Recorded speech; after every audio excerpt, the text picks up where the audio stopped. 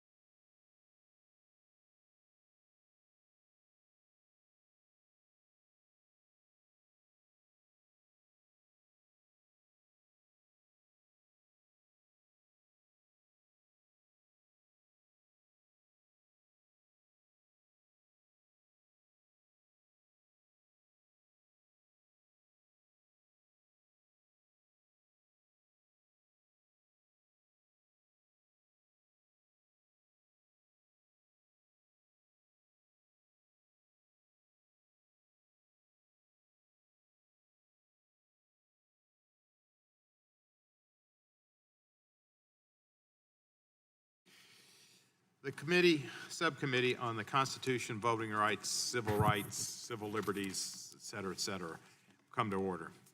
Without objection, the chair, in its infinite wisdom, is authorized to declare recesses of the subcommittee at any time.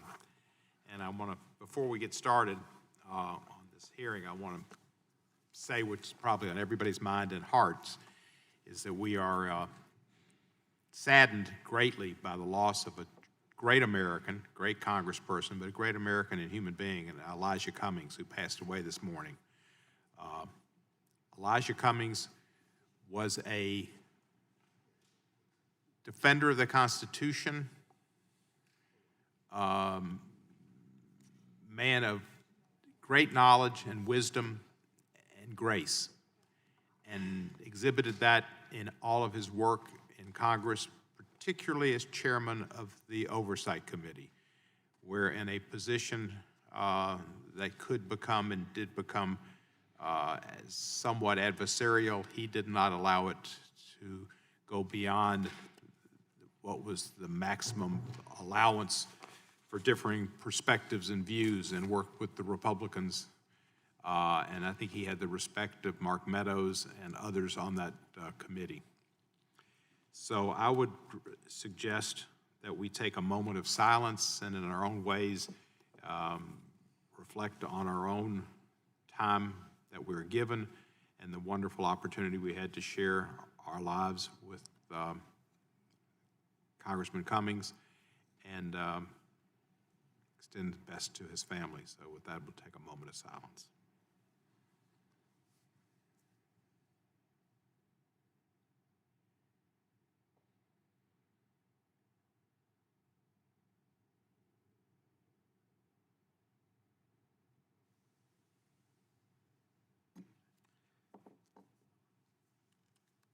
I'd now like to recognize for comments concerning our departed colleague, the ranking member, Mr. Johnson. Thank you for that, Mr. Chairman. It is certainly appropriate here in the subcommittee on the Constitution, Civil Rights, and Civil Liberties for us to honor the memory of this great man. We were all stunned this morning, as you said, to hear of the sudden passing of our colleague, Elijah Cummings, and a group of our conservative leaders happened to be meeting for breakfast this morning. I want you to know we prayed for him and his family and our country. It's a really sad day for all of us. While he and I rarely agreed on matters of public policy, I just want to tell you, I always found him to personally be a man of great sincerity and decency and integrity. And I really enjoyed talking with him about his life experiences. We could all learn from one another if we did more of that. We all deeply respected Chairman Cummings, and I just want to say, I think on behalf of all my Republican colleagues, I know that he will be deeply and sorely missed on Capitol Hill. So thanks for that opportunity. You're welcome, Mr. Johnson. And now I'd like to recognize the chairman of the full committee, who knew Mr. Cummings for many, many years, for his thoughts. I thank you very much, Mr. Chairman. I join the chairman and the ranking member in mourning the loss of my great friend and colleague, Elijah Cummings. He was a man of integrity and intellect who served his constituents, his country, and the causes he believed in with passion and with grace. It's fitting that we are considering voting rights today, as Elijah was a champion of equality and civil rights on behalf of all those in society who have been left behind. He was also a leader in government oversight and defending the rights of Congress to hold the executive, any executive, accountable. He was a true partner in these efforts.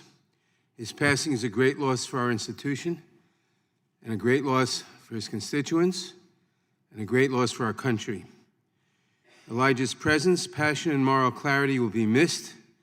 My heart goes out to his family, to his constituents, and to all of us who will miss him so very, very deeply. I yield back. Thank you, Mr. Chairman. Mr. Collins, you're recognized. Thank you, Mr. Chairman. Again, I want to, before we get started today, just echo what has already been said, and then the kind words of the chairman and also the chairman of the full committee. When I first got to Washington, D.C., I didn't realize it at the time was the privilege of serving on OGR. I had 3 committees, Foreign Affairs, OGR, and then this committee. And Mr. Cummings was the ranking member, and it was during a very contentious time, and many times I can remember seeing him as we would travel back and forth on the train back and forth between the Capitol and the hearings and the long hearings. And the thing that amazed me always was that even when we could have the most sharpest disagreements, this was during the time of him and Mr. Issa going at it a great deal. It was always, we get on that train and it was, how's your family? It was always about, what's going on in your world? And we actually bound on an issue of pharmacy. He had worked in a pharmacy when he was younger and talking about PBMs, and he joined me in my dislike and great dislike of pharmacy benefit managers. And to see that humanity, and Ms. Hill, you see, and you're shaking your head, there's a great equalizer here. We're all passionate about what we do, and that's what we're sitting here for.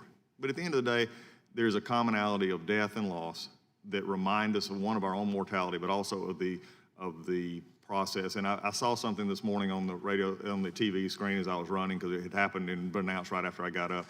And it had the date of his birth and the date of his death. And those will be brought out again, but it was that middle dash that is what Elijah Cummings will be known for. It is why he will be a picture on the wall in OGR. There will be many things discussed. But he personally meant to me a great competitor, a great fighter for what he believed in and the people he fought for, but also be one that also could reach across the aisle. And he and I had a bill together that continued our criminal justice reform. It's sitting in the Senate today, and I would actually challenge the Senate. Today or tomorrow will be a great day to honor him and pass that bill, and as we go forward. So again, thank you, Mr. Chairman, for allowing me to do that. I'll have an opening statement later, but I want to yield back.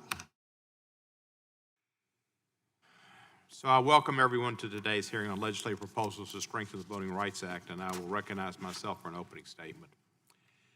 Today's hearing on legislative proposals to strengthen the Voting Rights Act is part of a series of hearings that the House Judiciary Subcommittee on the Constitution, Civil Rights, Civil Liberties is holding this Congress to assess ways we could once again give effect to the preclearance requirement of Section 5 of the Voting Rights Act of 1965. The Supreme Court effectively gutted that requirement in Shelby County versus Holder when it struck down the coverage formula to determine which jurisdictions would be subject to preclearance. As a result, the preclearance provision remains dormant unless and until Congress adopts a new coverage formula. Our focus of today's hearing is on proposals that would create a new coverage formula, as the Supreme Court invited Congress to do so in the Shelby decision. It would also strengthen the Voting Rights Act in other ways. H.R. 4, introduced by Representative Sewell, Terry Sewell of Alabama, would, among other things, establish a coverage formula that would cover states where 15 or more voting rights violations have occurred over the previous 25 years, or where 10 or more violations occurred if at least one of those violations was committed by the state itself. A political subdivision would be covered if it committed 3 or more violations within the previous 25 years. A jurisdiction would be covered for a maximum of 20 years.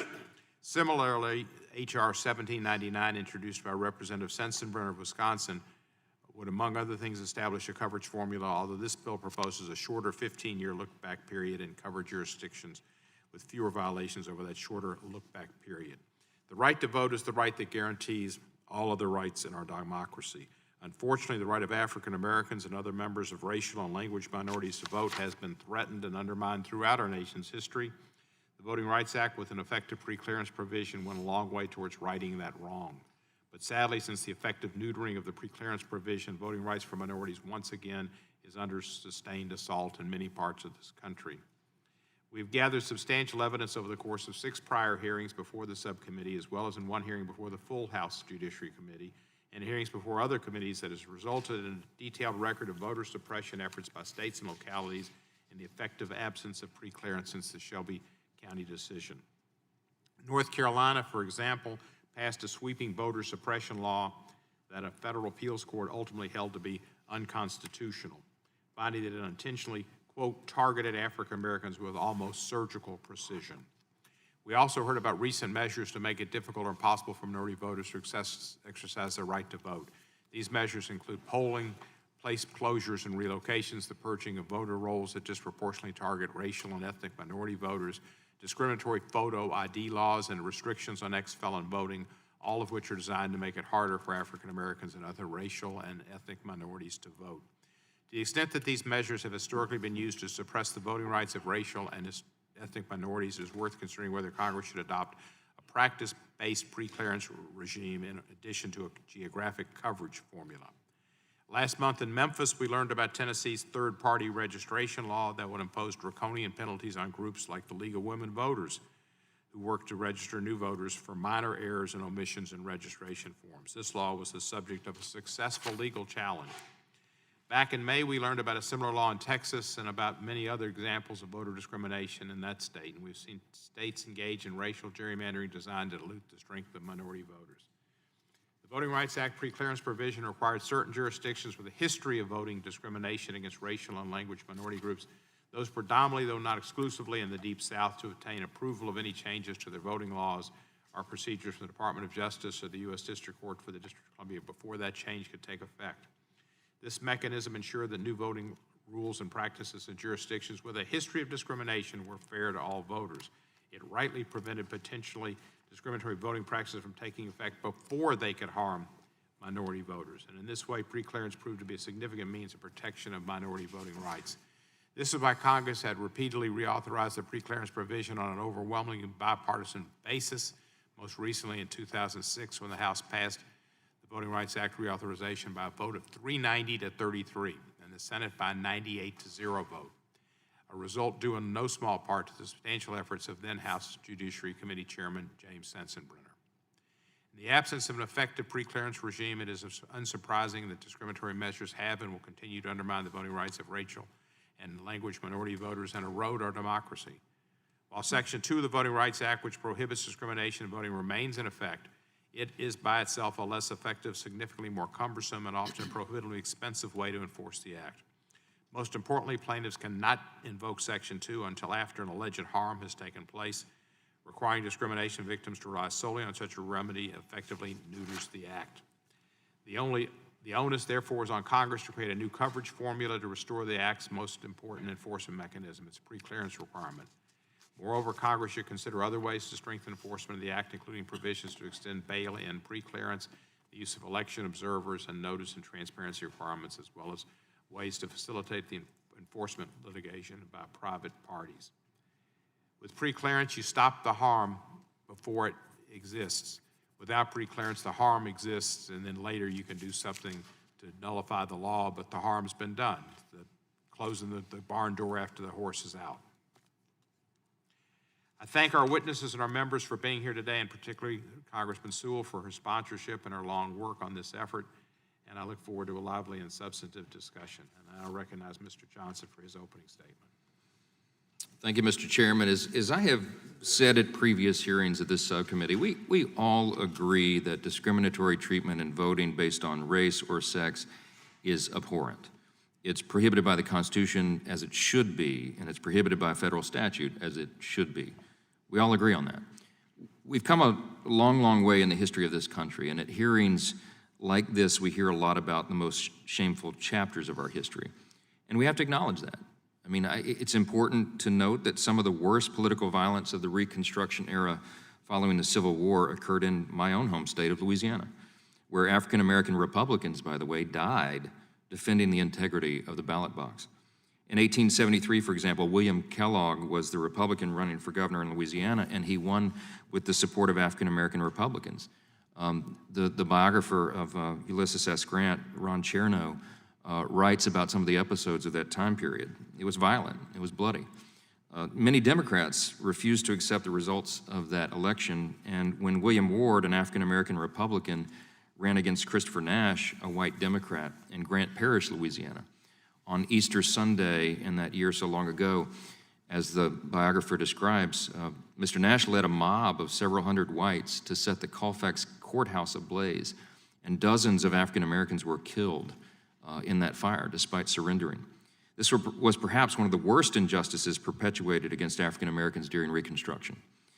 As terrible as that era was, less than 20 years later, in 1890, Frederick Douglass was still able to give a speech in Washington, D.C., here, in which he said, quote, "I have seen the darkness gradually disappearing and the light gradually increasing. One by one, I have seen obstacles removed, errors corrected, prejudices softened, proscriptions relinquished, and my people advancing in all the elements that make up the sum of the general welfare," unquote. Fortunately, and by God's grace, America has continued to grow in innumerable ways since Mr. Douglas's moving speech all those years ago. Over the last several decades, in a reversal of prior historical trends, we're delighted to say African Americans have been moving to and not from southern states, which now offer more economic opportunities for everyone. In fact, statistics show that southern states are actually the most popular destinations for African Americans and Hispanic Americans who are moving to better opportunities. According to the Center for Opportunity and Urbanism, among cities ranked by the African American home ownership rate, median household income, and the share of total self-employment, almost all of the best cities today are in the South. We're proud of that. And the employment rate among African Americans without a college degree is highest in the South. Too often, complaints of discrimination in voting really have nothing to do with discriminatory treatment. Instead, rules entirely neutral on their face are sometimes claimed to be discriminatory simply because they have a disparate impact on one group or another. But disparate impacts are not proof of discrimination. Indeed, they're statistically inevitable. To speak on the bill we'll be discussing today, H.R. 4 would prevent states from enforcing their neutral voting laws if they aren't approved by the Justice Department, which, as we all have to acknowledge here, is an entity with a history of politicizing its power in the past. It would do so based on claims of disparate impact, which are statistically inevitable and not evidence of any discriminatory treatment, as I said. The disparate impact approach to civil rights and the assumption that different outcomes are the result of discrimination is fundamentally unsound for the same reason social scientists are trained that correlation does not imply causation. In other words, there can be all sorts of correlations between one event and another, but that doesn't answer the question as to why that correlation exists. Sometimes we give a simple example. The price of a loaf of bread may be $2.50. It may be that it's statistically more difficult for the average member of one group or another to afford that loaf of bread, but that doesn't mean the price of a loaf of bread is discriminatory on its face. Regarding discriminatory treatment in voting that's actually based on race, we have Section 3 of the Voting Rights Act, which is permanent federal statutory law, remains in place and in full effect.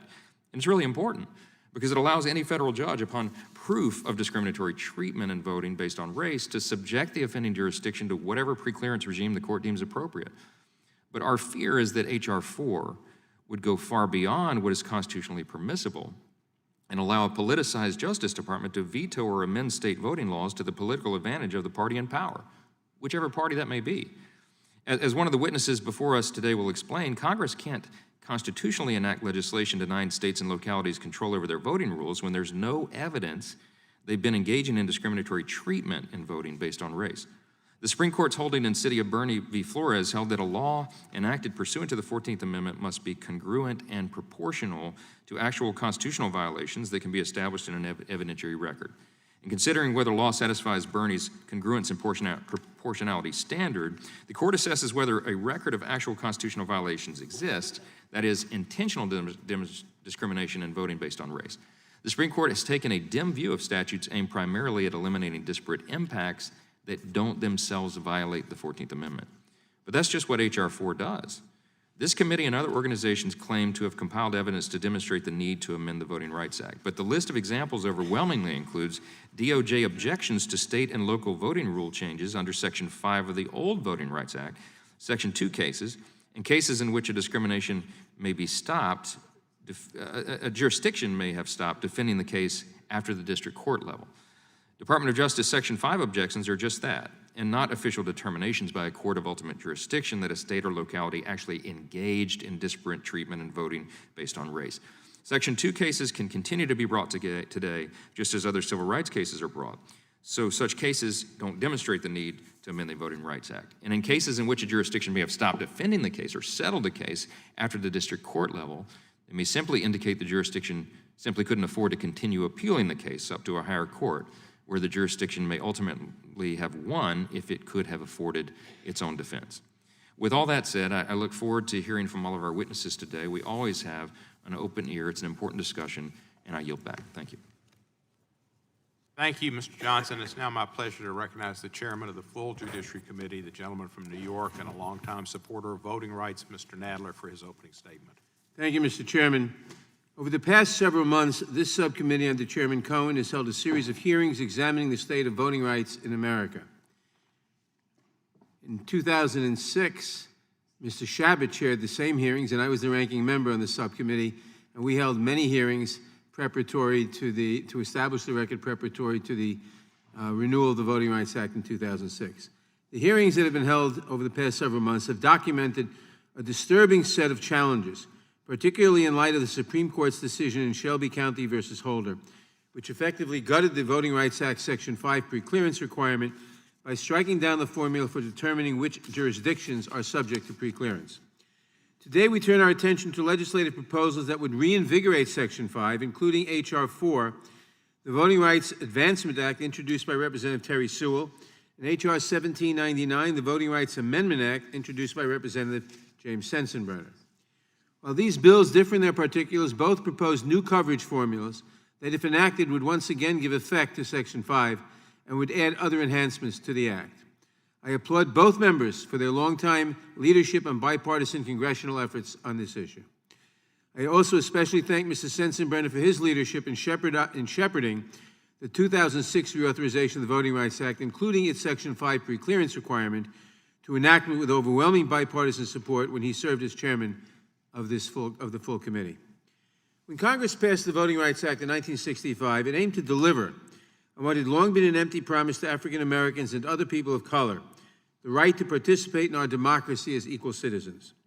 The Act not only prohibited states from denying the right to vote on the basis of race, but also required certain states and other local jurisdictions that had practiced the most severe forms of discrimination to get approval from the Justice Department or from a federal district court before making any changes to their voting laws. Congress enacted this preclearance requirement to address what the Supreme Court called a, quote, unremitting and ingenious defiance of the Constitution, close quote, by states determined to suppress the vote. States would enact laws designed to disenfranchise black voters, like literacy tests. And when those laws were struck down by the courts after years of litigation, the states would simply switch to some other method of voter suppression, like poll taxes. This meant that black voters could be shut out of the polling place even if they succeeded in every lawsuit against a discriminatory voting law or practice, because a new one would already be in place to keep them from the ballot box. Preclearance helped to curtail sharply this relentless game of whack-a-mole and helped ensure full and equal voting rights for the first time for all Americans. 6 years ago, however, the Supreme Court effectively gutted the Section 5 preclearance provision in its disastrous decision in Shelby County versus Holder. Despite the fact that this subcommittee, of which I was the ranking member at the time, heard from dozens of witnesses and assembled thousands of pages of evidence of ongoing discrimination when it last reauthorized the Act, the Supreme Court decided to substitute its judgment as to the facts for that of Congress. By a 5-4 vote, the court essentially held that the law was a victim of its own success. In the court's view, because things had improved in the jurisdictions subject to preclearance, Congress could no longer justify imposing preclearance on those jurisdictions. Justice Ruth Bader Ginsburg put it this way in her dissent, quote, throwing out preclearance when it has worked and is continuing to work to stop discriminatory changes is like throwing away your umbrella in a rainstorm because you are not getting wet, close quote. She was right.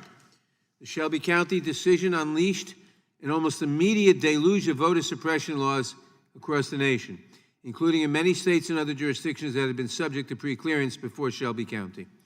Within 24 hours of the decision, Texas and North Carolina moved to reinstitute draconian voter ID laws, both of which were later held in federal courts to be intentionally racially discriminatory. But they were in effect for several years and suppressed the vote. We have heard substantial evidence about these and other ongoing voter suppression laws in 6 hearings before this subcommittee so far this year. Another troubling aspect of the court's reasoning in Shelby County was its emphasis on the supposed, quote, equal sovereignty, unquote, of the states and on states' authorities to administer elections, even when they had abused that authority by denying the right to vote. The court's reasoning barely acknowledged that the constitutional amendments enacted after the Civil War during Reconstruction were intended fundamentally to reorder Congress's relationship to the states and to give Congress the power to supersede state sovereignty when needed to enforce the mandates of those amendments. Indeed, before the Civil War, before those amendments, the United States was generally described in the plural. The United States have done this or are considering that.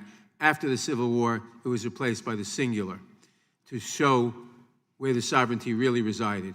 The 14th Amendment guarantees equal protection under the law, and the 15th Amendment prohibits any state from denying the right to vote on the basis of race. Crucially, both amendments give Congress the power to enforce these rights, quote, by appropriate legislation, close quote. The Supreme Court has held that this authority under the 15th Amendment means Congress, quote, may use any rational means, unquote, to make laws against racial discrimination in voting. Notwithstanding the Shelby County decision, the court has thus far left this highly differential rationality test in place. In short, Congress has the power, indeed the obligation, to reverse this tide of voter suppression laws. The 14th and 15th Amendments expressly empower us to enact laws protecting the right to vote and guaranteeing the equal protection of all citizens. And although the Supreme Court's decision in Shelby County did great damage, the court made clear that it was not striking down preclearance altogether. In fact, the court expressly said that Congress could, quote, draft another formula based on current conditions, close quote. So that is what we have set out to do. We have already held a series of hearings this year documenting an ongoing and pervasive threat to voting rights in various parts of the country. If we can target a coverage formula to those jurisdictions that have been the worst offenders in recent years, as well as towards those voting practices that are known to have a history of being used in a racially discriminatory manner, including racial gerrymandering, annexations to dilute minority voting power, shifts from single-member to at-large or multi-member districts, imposition of strict voter ID laws, and the removal of polling places from minority voting areas, then there is every reason to believe that under current law, Congress has the full authority to act. We can no longer afford to wait. The right to vote lies at the very core of our democracy and is foundational to the rule of law and is under assault in many places across this country. I look forward to hearing from today's witnesses and to forging a path ahead to protect the sacred right to vote for all Americans. I thank you, Mr. Chairman. I yield back. Thank you, Chairman Nadler. It is now my pleasure to recognize, it's not, it is, now my pleasure to recognize the ranking member of the full committee, the chairman from Georgia, Mr. Collins. Thank you, Mr. Chairman. I appreciate that. The right to vote is of paramount importance in a democracy, and its protection from discriminatory barriers has been grounded in federal law since the Civil War, and more recently through the Voting Rights Act of 1965. A Supreme Court decision called Shelby County will be mentioned many times today, but it is important to remember that in that decision, the Supreme Court only struck down one outdated provision of the Voting Rights Act, namely an outdated formula based on decades-old data that doesn't hold true anymore, describing which jurisdictions had to get approval from the Department of Justice before their voting rules went into effect. And it's important to point out the very important provision of the Voting Rights Act remain in place, including Sections 2 and Sections 3. Section 2 applies nationwide and prohibits voting practices or procedures that discriminate on the basis of race, color, or the ability to speak English. Section 2 is enforced through federal lawsuits, just like other federal civil rights laws, and the United States and civil rights organizations have brought many cases to enforce the guarantees of Section 2 in court, and they may do so in the future. Section 3 of the Voting Rights Act also remains in place. Section 3 authorizes federal courts to impose preclearance requirements on states and political subdivisions that have enacted voting procedures that treat people differently based on race in violation of the 14th and 15th Amendments.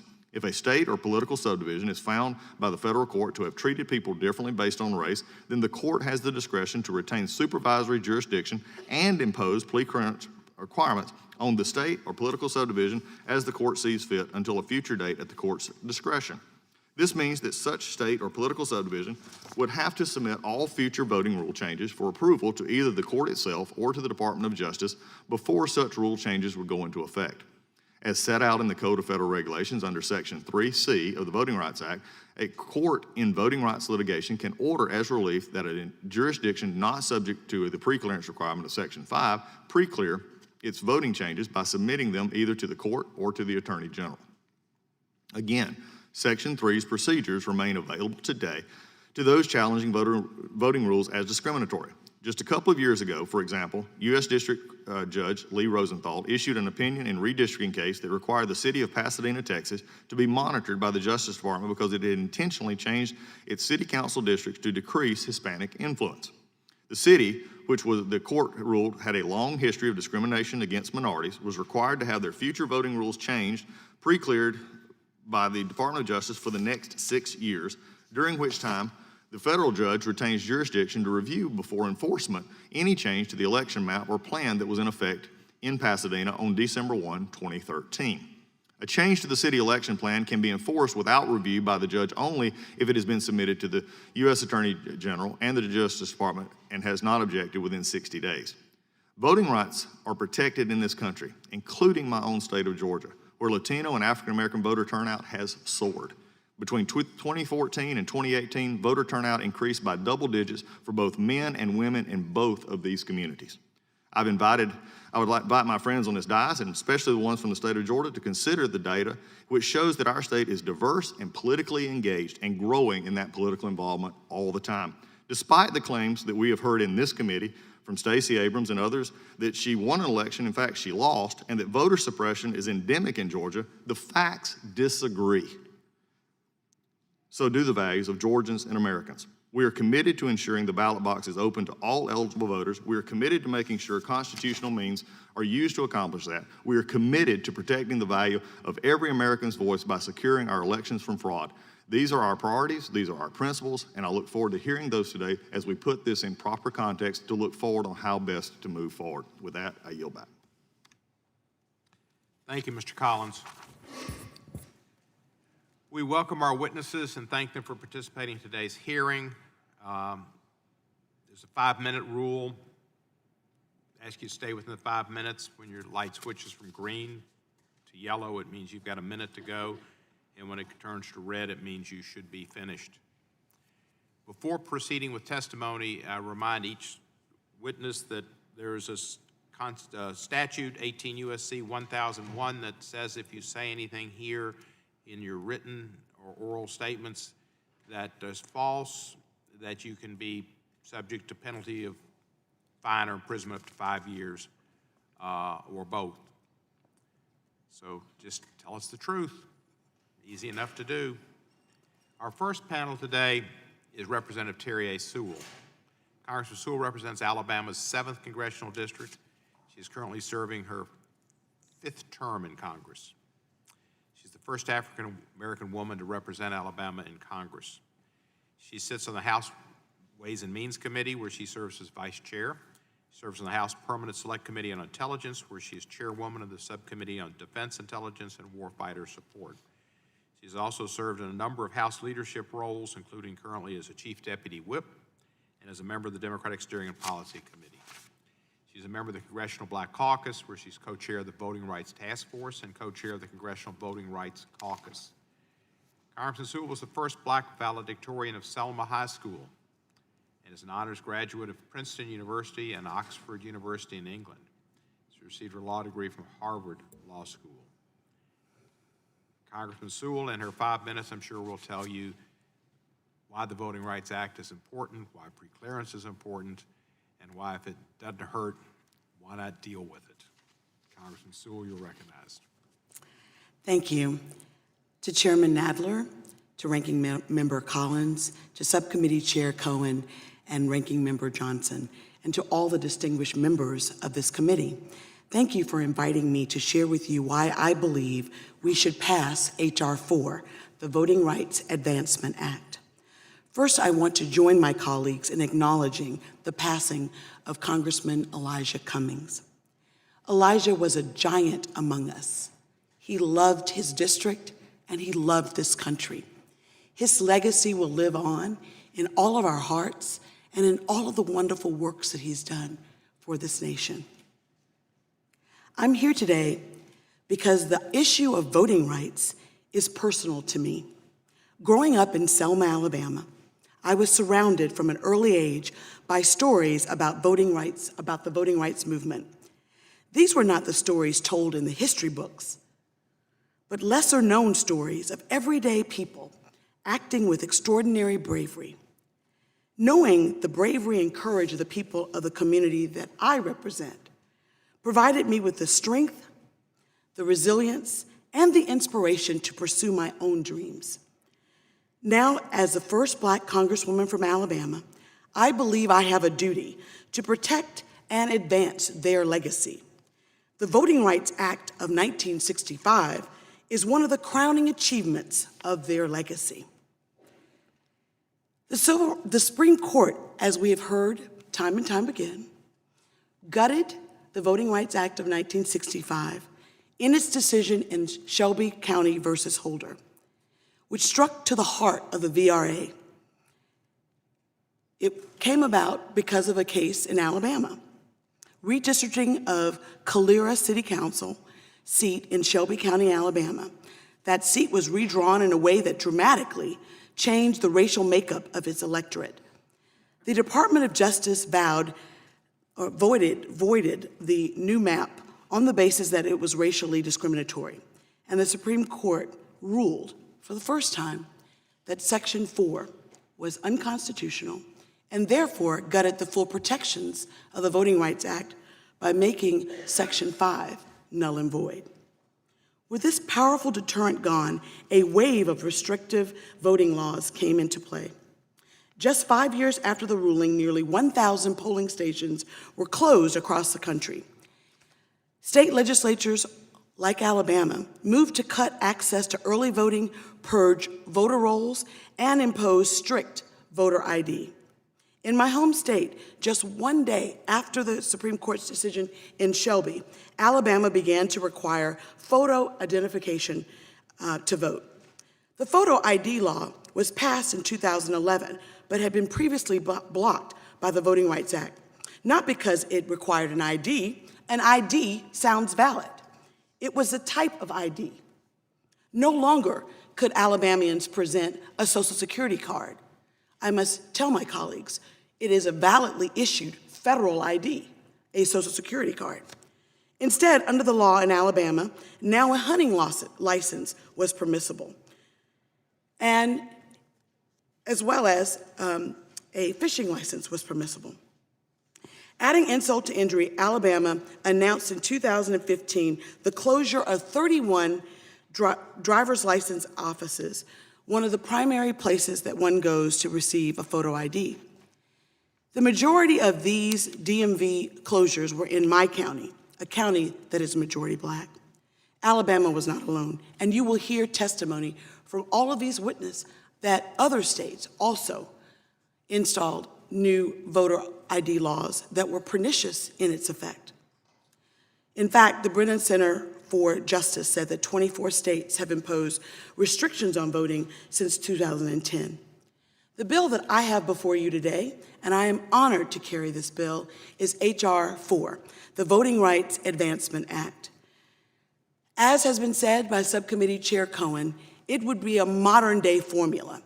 It would have a look-back year of 25 years, and it would allow 15 or more adjudicated violations of voting rights within the past 25 years in order to be covered in the formula. The Shelby decision allowed for the enforcement of creative new barriers. My bill, in particular, would get to known practices like creating districts that are limited from at-large, being from district only to at-large districts. The Voting Rights Act the Voting Rights Advancement Act, my legislation would also seek to advance the VRA by requiring a nationwide practice-based preclearance for known discriminatory practices, including the creation of at-large districts, inadequate multilingual voting materials, restrictions on polling stations, and annexation of nearby populations to dilute voting rights. These known practices have historically been associated with voter discrimination and voter suppression. In conclusion, I would like to say, it is our job as members of Congress to do what we know is right. In the face of known discriminatory practices in voting rights, a fundamental right that one of our colleagues, John Lewis, was bludgeoned on a bridge in my hometown for. I want to quote the words of Amelia Boynton Robinson, who died at 103 and was my special guest at the State of the Union in 2015. She said, because so many people would come up to her, they would say, "We stand on your shoulders, Miss Amelia. We stand on your shoulders." She would often say, "Get off my shoulders. Do your own work." I say to the subcommittee, and I say to this committee, do your own work. make sure that the full protections of the Voting Rights Act are reinstated, and vote for H.R. 4, the Voting Rights Advancement Act. Thank you, sir. Thank you, Representative Sewell. Let me ask you a question. Mr. Johnson brought up some harrowing history in our country where Republicans who had African-American support were elected and threatened. These were in, I think, 1873. Right, during Reconstruction. Yeah. Do you know, in your experience as a student at Oxford and Princeton and Harvard, of instances in the last 40 years where similar incidents have occurred? Yes, sir. I don't have to use my educational background. I can use my experience growing up in Selma, Alabama, and my experience as a member of Congress witnessing the changes that have been made in my own district. In my own district, people were denied the opportunity to get a driver's license after a restrictive law was passed by the state of Alabama's legislature. That restrictive law required certain IDs. An ID, we understanding being able to say who you are is not a problem. It's the type of IDs. You know, my father, Coach Andrew A. Sewell, in his latter years, had a massive stroke and was in a wheelchair. He proudly voted at every election. But after the 2013 decision in Shelby, and after Alabama imposed its restrictive photo ID law, which no longer allowed a validly issued federal ID, a Social Security card, to be presented to show proof of who you were in order to get your ballot, he had a hard time getting a photo ID. Well, not because he was Black, but because he was disabled. Do you know that the Dallas County Courthouse doesn't have a ramp that get people who are disabled into that courthouse in order to get a free photo ID from the voter registrar? And that is because it was grandfathered in the ADA law. So, sir, I have to tell you, my own personal experience, Dad woke up early that morning. We were blessed to have a van that kneels down so his wheelchair could go in. We were blessed to be able to have home help to help him into that courthouse and to get that photo ID. So many of my constituents, and I would say all of our constituents who are disabled, may not have that same right. Thank you, Ms. Sewell. And Dallas County, that's where John Lewis had his march, is it not? Where he was That's right. beaten on the Pettus Bridge to try to get the Voting Rights Act passed. That's right. Not just John Lewis, but so many known and unknown Americans, Black and white, from various religious backgrounds, had the temerity, ordinary Americans, to really plea to this government that we live up to the constitutional ideals of democracy and justice for all. And while we live in a time where people don't have to count how many marbles are in a jar, I would submit to you that we still live in times where there are modern-day barriers to voting. And as long as there are modern-day barriers to voting, we as a Congress should be trying to institute and reinstate a coverage formula in Section 4. I would submit to you that mine in H.R. 4 is the right one. But I would also submit to you that all of us who see this injustice know that any formula that would allow preclearance, where there's demonstrated history of voter discrimination in that state or subdivision, would be merited. And can you tell us, Mr. Collins and Mr. Johnson maybe as well mentioned Section 2 and Section 3. Can you tell us why those are not sufficient? Well, in the Calera case, the Shelby County versus Holder case, which was a case brought by an African American who was a city council member. He was the only Black city council member in Calera. When he was up for re-election, Calera, the city of Calera, voted to redistrict all of the districts for elections to city council and to make it an at-large election. It's true that he could have brought a Section 2 violation, but the reality is you can't unring the bell. He lost that re-election because the minority vote had been diluted by moving from a ward-based or district-based election to an at-large election. So I just have to say that while on its face, even Alabama's efforts to close down the DMVs, I talked to my Republican governor, who was a good friend, and I said, what gives? 31 of those DMVs are in my district, and we now have in place in 2014 this really more restrictive photo ID law. And he said, oh, it wasn't because of that, it was because of budgetary cuts. Now that on its face is true. But we as elected officials, when faced with the fact that the effect of it was limiting the opportunity of a certain population of people to get access to the most popular form of photo ID, a driver's license, we have to do the right thing. We have to do the right thing. Thank you. And Mr. Johnson, would you like any time? Thank you. We appreciate your appearance, and thank you for your sponsorship of the bill and your service as a colleague. Thank you. Our second panel of witnesses will now come forward, and I guess you have to find chairs or bring them forward or something.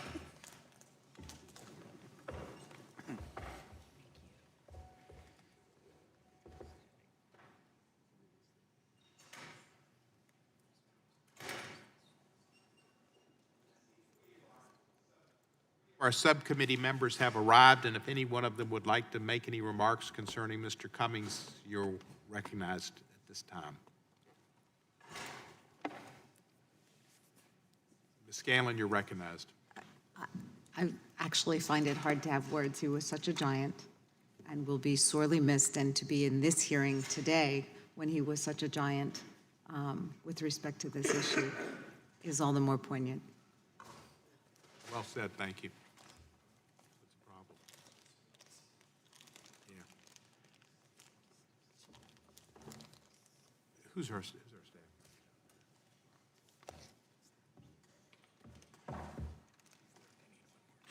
There you go, way to go.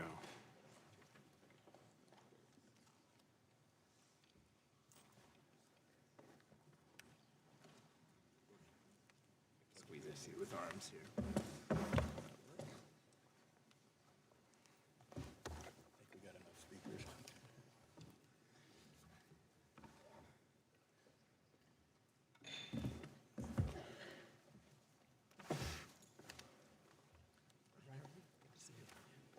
I think we should put the two lines together.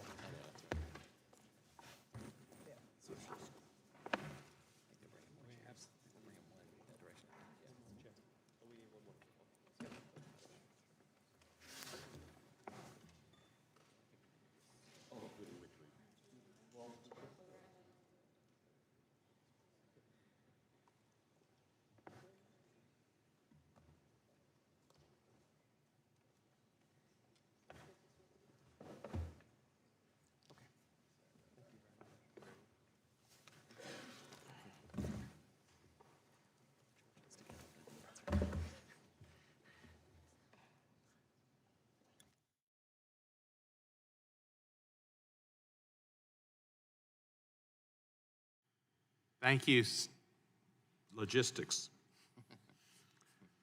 Our first witness today is Mr. J. Morgan Kauser. Mr. Kauser is professor of history and social science at Caltech, located in the fabulous city of Pasadena, a sister school to the Polytechnic School, which I attended. His research has focused on minority voting rights and the legal and political aspects of race relations in the 19th and 20th centuries. He's been an expert witness in 35 federal or state voting rights cases and a consultant in 10 others. In 1981, he testified before a subcommittee of the U.S. House of Representatives about the renewal of the Voting Rights Act, and in 2008 published the first comprehensive history of Section 5 of the Voting Rights Act. He received his PhD and his master's degree from Yale University, his AB from Princeton, and I'm sure he's been to the Pine Burger. Professor Kauser, you're recognized for 5 minutes. Thank you, Chair Cohen, Chair Nadler, Ranking Member Johnson, and distinguished members. Thank you for inviting me to testify. Vast majority of people who have testified before the subcommittee in this series of hearings have been lawyers. They've informed you about the law and about evidence of very recent voting discrimination. I'm a historian and social scientist. I seek to provide you with a historical perspective, and I bring you data. 10 years ago, in the wake of the Northwest Austin case, I began to create a database of all voting rights actions under any federal or state statutes or constitutional provisions, lawsuits, settlements, and consent decrees, objections, and more information requests under Section 5 of the Voting Rights Act. The database, now documenting 4,090 minority victories under federal law and 389 under the California Voting Rights Act from 1957 through 2019, allows evaluations of the adequacy of past and potential coverage schemes if Congress wishes to replace Section 4 of the VRA, struck down in Shelby County versus Holder. Further analysis of the database may assist Congress in evaluating the evidence to determine if there is whether there's a continuing need for the protection of the Voting Rights Act in general and for a pre-clearance regime in particular. This testimony draws on that database to make 4 principal points.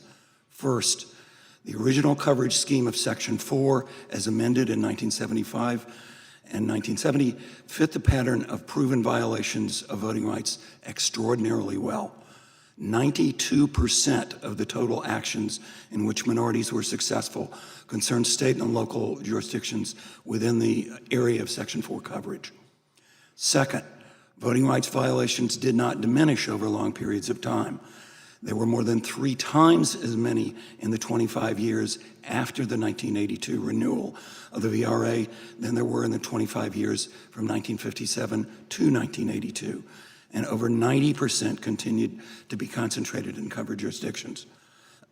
If voting rights actions are the proper index, Congress was fully justified in 2006 in renewing Section 5 and keeping the same coverage scheme. Third, the pattern of voting rights actions is less the product of the degree of discrimination than of the opportunities of litigation and administrative action made available by congressional and especially by Supreme Court decisions. Congress should take the responsive character of the pattern of lawsuits into account in evaluating whether there's a continuing need for preclearance in Section 2. Fourth, the striking success of minorities in using the state-level California Voting Rights Act to shift from at-large elections to single-member districts reinforces the third point about the pattern of voting rights actions. Discrimination in voting rights may have shifted and changed character, but it has not been obliterated. Rather, unfavorable Supreme Court decisions have taken away the means to see it. I've attempted to distill the most important information presented at greater length in my written testimony into a map, 2 graphs, and a few statistics. Map 1 is a particularly striking version of the fact that the vast majority of cases and other events originated in covered jurisdictions. The skyscrapers almost all run from Virginia to Texas. The pattern of the comparative incidence of cases in covered and non-covered jurisdictions cannot be explained by the fact that since Section 5 only applied to covered jurisdictions, there had to be more actions in the covered areas. If you look at Section 2 cases or non-Section 5 cases, 82% of those came from covered jurisdictions, and they could be filed anywhere. Nor is the pattern the result of a concentration of minorities in covered jurisdictions. If you control for the minority percentage, the covered jurisdictions were 6 to 12 times as likely to develop cases as from non-covered jurisdictions. Figure 1 shows the number of events over time. There's an obvious explanation for the variation. It's whether there were favorable or unfavorable court decisions. Favorable decisions by the Supreme Court meant there would be more cases brought, more cases decided in which minorities won. Unfavorable decisions like Shaw versus Reno or Shelby County meant that the number of cases would go down. Finally, look at the CVRA cases from 2007 to 2019 and compare them with the VRA cases. You will find that there have been 3 times as many CVRA cases as VRA cases. The amount of discrimination still continues. Congress's responsibility is to open the lens to allow us to see it again. Thank you. Thank you, Professor Kauser. Our next witness is Mr. Thomas Science, President and General Counsel of the Mexican-American Legal Defense and Education Fund, better known as MALDEF. He's been in that position since 2009. Prior to that time, he served as counsel for the Los Angeles mayor. Prior to that, he was a litigator for MALDEF for 12 years and lead counsel in 2 court challenges to Prop 227, California English-Only Education Initiative. For 8 years, he taught civil rights litigation as an adjunct lecturer at USC and has been widely published. He received his JD with honors from Yale, his undergraduate degree summa cum laude from Yale. He later served as a law clerk for Judge Harry Hupp of the U.S. District Court for the Central District of California and the Honorable Stephen Reinhardt of the U.S. Court of Appeals for the Ninth Circuit. And you're recognized for 5 minutes, sir. Thank you, Mr. Chair, members of the subcommittee. I am the President and General Counsel of MALDEF, and I'm very proud to report that MALDEF is the litigating organization that brought the lawsuit against Pasadena, Texas, mentioned by Mr. Collins. It did result in what we believe to be the only contested bail-in order requiring a jurisdiction to be subject to preclearance. It is important to note that that is the only occasion since Shelby County was decided in 2013 where a contested order of judicial bail-in was provided. It was after a lengthy and costly trial. In addition, we have the experience of more recently seeking a bail-in order against the state of Texas following not just 1, but 2 trials on Texas redistricting following the 2010 census. Despite findings by that 3-judge panel of intentional discrimination, they declined in their discretion to order that the state of Texas be subject to preclearance. I hope this provides some illustration of how Section 3 is not an adequate substitute for a coverage formula that would subject jurisdictions on a regular basis for known practices and for histories of discrimination to preclearance by the Department of Justice or the district court here in Washington, D.C. Both redistricting, the challenge in Texas, and the Pasadena case were extremely costly to litigate. Most of those costs were ultimately borne, or will ultimately be borne, by the defendant jurisdictions. That is to say, preclearance is actually, in addition to being a most effective civil rights provision, perhaps one of the earliest and most effective alternative dispute resolution mechanisms in federal law. Like good ADR, it provides a mechanism outside of the court system to adjudicate potential disputes. Like good ADR, it arrives at an efficient, meaning quick, as well as less costly decision about those potential disputes. Recognizing that most of those benefits, particularly the savings and costs, are to the benefit of the covered jurisdictions themselves, means that we should look at expanding the coverage formula to apply that efficient ADR mechanism as broadly as possible, consistent with constitutional power to address potential voting rights violations. With that said, I want to comment on the known practices coverage that is a supplemental coverage formula in H.R. 4 to specifically target not jurisdictions, but all jurisdictions where there's sufficient racial diversity to suggest that these known practices with a long history of being used to suppress minority voting rights may be being used in those circumstances to suppress minority voting rights. The practices identified, including those already articulated by the chair and others, include annexing additional territory and population in a way to dilute a growing minority population, include converting, in part or in whole, from districted elections to at-large, as occurred in Pasadena, Texas, a change that the mayor himself attributed to possibilities created by the Shelby County decision, recognizing that that shift to at-large seats would not have been permitted under the pre-existing preclearance regime.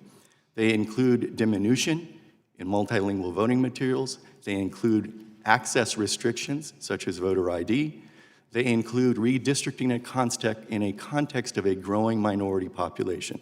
It's MALDEF's experience in 51 years of promoting the civil rights of all Latinos living in the United States that these identified practices have been used repeatedly to target the Latino community and others. This is because the Latino community, given its growth, as the largest minority group in the country for over a decade and soon to be the largest minority voting community in the nation, is often perceived as a threat to those who currently are in power. They then take steps such as converting, as in Pasadena, Texas, some of the seats on a council to at-large in order to ensure that those who are in power can continue to remain in power. We need to be able to use preclearance, that efficient and effective mechanism to address these potential voting rights violations. If the Congress, as it should, is interested in stopping vote suppression, it should target both the serial vote suppressors, as the main coverage formula would do, as well as the copycat vote suppressors, as known practices coverage would do. It specifically targets those who use mechanisms used in the past by those with records of discrimination and used in the past and then adjudicated to violate the voting rights of minority groups, to ensure that we can stop those changes before they occur and that we can stop them without the expense, the tremendous expense of Section 2 litigation that, as I mentioned, often ends up being borne by the taxpayers themselves of the covered jurisdictions. Thank you. Thank you, Mr. Science. Mr. Brian Tyson is a partner at Taylor English Duma in Atlanta, Georgia. Primarily represents governments, candidates, and companies in election and campaign finance matters. Previously advised the Georgia General Assembly during his 2011 redistricting process and appointed a special assistant attorney general to assist in securing federal approval of all 3 redistricting plans adopted by the legislature during its special session. Previously served as a policy aide to former Congressman Lynn Westmoreland of Georgia. He received his JD from Oak Brook College of Law. Mr. Tyson, you're recognized for 5 minutes. Thank you, Chairman Cohen, Ranking Member Johnson, members of the committee, Chairman Nadler. I appreciate the opportunity to talk to you today about H.R. 4, specifically the Voting Rights Advancement Act. I've worked as an expert and litigator in the redistricting and voting rights field for close to 20 years and want to share with you today a practitioner's perspective on both litigating and working with the preclearance regime as it was in place prior to Shelby County. Although my law firm and I represent a number of governmental clients, I want to be clear that I'm speaking today in my personal capacity and not on behalf of any client. I think we've all recognized, and I think it's widely agreed, that the Voting Rights Act of 1965 was one of the most important pieces of legislation this Congress passed to secure voting rights for minority citizens. And in fact, it's doubtful that the minority voters would have had voting protections put in place if not for the Voting Rights Act. And the VRAA, as we're talking about today, seeks to reimpose the preclearance portion of the Voting Rights Act with a new formula. And I have some concerns about that formula that I'd like to share with you. My first concern is the makeup of the formula that allows counties and other political subdivisions to basically bind a state in terms of preclearance coverage. Georgia has 159 counties, and as I discussed in my prepared testimony, the state exercises very little operational control over a number of voting-related decisions made by those counties. And under the VRAA's proposed formula, if fewer than 10% of the counties in Georgia over a 25-year period had one voting rights case they settled, the entire state would be placed under preclearance, whether or not the state had actually engaged in any problematic behavior during that time. The second concern I have is the VRAA's inclusion of consent decrees and settlements as a voting rights violation trigger for purposes of preclearance coverage. Many local jurisdictions lack the political and financial resources to fight a voting rights lawsuit, even if they have a reasonable defense, and often will settle those cases quickly. When they're sued, local officials want to know what is the trajectory of the lawsuit, and one of my first things I advise them is the possibility of them paying both the attorney's fees and the expert fees of the plaintiffs if they're successful in the case. And for a small county that has a lawsuit filed against it, even if it has very valid and reasonable defenses to a Section 2 case, the financial burden and the risk of paying the other side's fees is often too great to pursue a defense, and they settle. All the election officials that I have ever worked with in Georgia have worked very hard to make sure they're doing the right thing. They are not interested, and we don't have the pattern of behavior we had in the 1950s and 60s and 70s of intentional discrimination against minority voters. My biggest concern with the proposed formula is that the broad definition of Voting Rights Act violations will lead to a potential partisan abuse of preclearance in the Voting Rights Act going forward. A lot of voting litigation today is often highly organized along partisan lines with a strong incentive of plaintiff fee recovery. There's an incentive for organizations to bring voting rights lawsuits. And these types of political efforts to obtain federal court and ultimately federal government oversight of state election processes will be heightened by the proposed formula in the VRAA. The incentives will no longer be aligned to really address problems. Political parties or other interested groups could strategically file litigation to bring entire states back under preclearance. States and counties are less likely to settle even meritorious voting rights cases if it's going to be considered a strike against them in terms of preclearance coverage going forward. And many times in the election litigation space, the narrative can get ahead of the data. And Georgia, for example, was accused of massive voter suppression in the 2018 elections. But the data show a dramatically different picture. In 2018, Georgia had a record number of registered voters. Our voter turnout for the midterm elections was 3.9 million voters, almost exactly matching our turnout in the presidential election of 2016. Our voting eligible population turnout rate was 55%, significantly higher than prior midterms. African American, Latino, and Asian American voter turnout increased dramatically over prior midterm elections in the 2018 election. Georgia offers automated voter registration, absentee voting, and at least 3 weeks of in-person advanced voting, and all those practices were in place for both 2016 and 2018. Far from moving backwards since Shelby County, the data shows that Georgia has continued to move forward in expanding opportunities for all individuals to register to vote and making it easier for all eligible individuals to vote. Thank you for the opportunity today. I'll refer to my prepared testimony, and I'm ready to answer your questions. Thank you. Thank you, sir. Appreciate your testimony. Mr. Brian Sells is a civil rights lawyer from Atlanta, Georgia, specializing in voting rights, election law, and redistricting. He previously served as Special Litigation Counsel in the voting section of the Civil Rights Division of the Department of Justice from 2010 to 2015.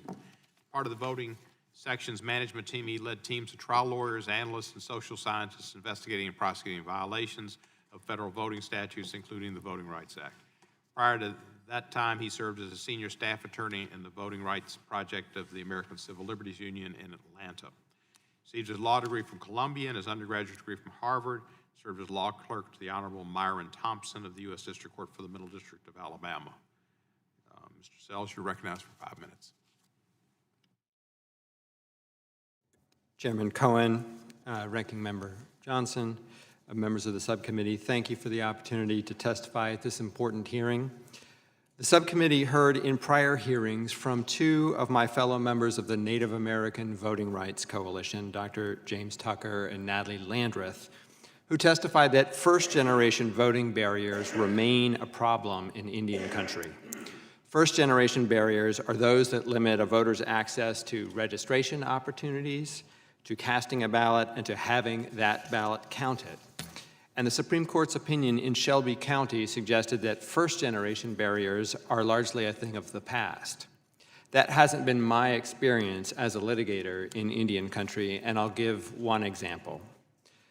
In September 2008, officials in sparsely populated Millette County, South Dakota, voted to close all but one of the county's 4 polling places.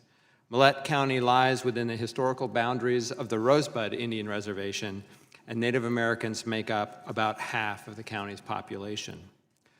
The move was touted as a cost-saving measure designed to save about $1,000, but it meant that some voters would have to drive as many as 40 miles each way to cast a vote at the polls. And to make matters worse, South Dakota had one of the most restrictive absentee ballot laws in the country, requiring voters to have their absentee ballot applications notarized or witnessed by county officials. When I analyzed the impact of the closures on Native Americans, I found that a higher percentage of Indians than non-Indians would have to travel significant distances to vote or to cast an absentee ballot.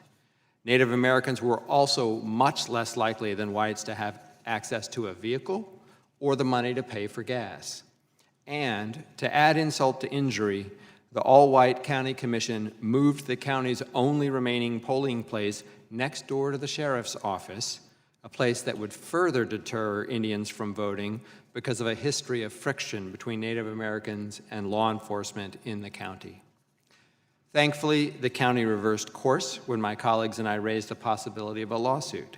But I think this matter illustrates the continued need to protect Indian voters against first-generation barriers, and I applaud the subcommittee for including first-generation practices like poll closures in the known practice preclearance provisions of H.R. 4.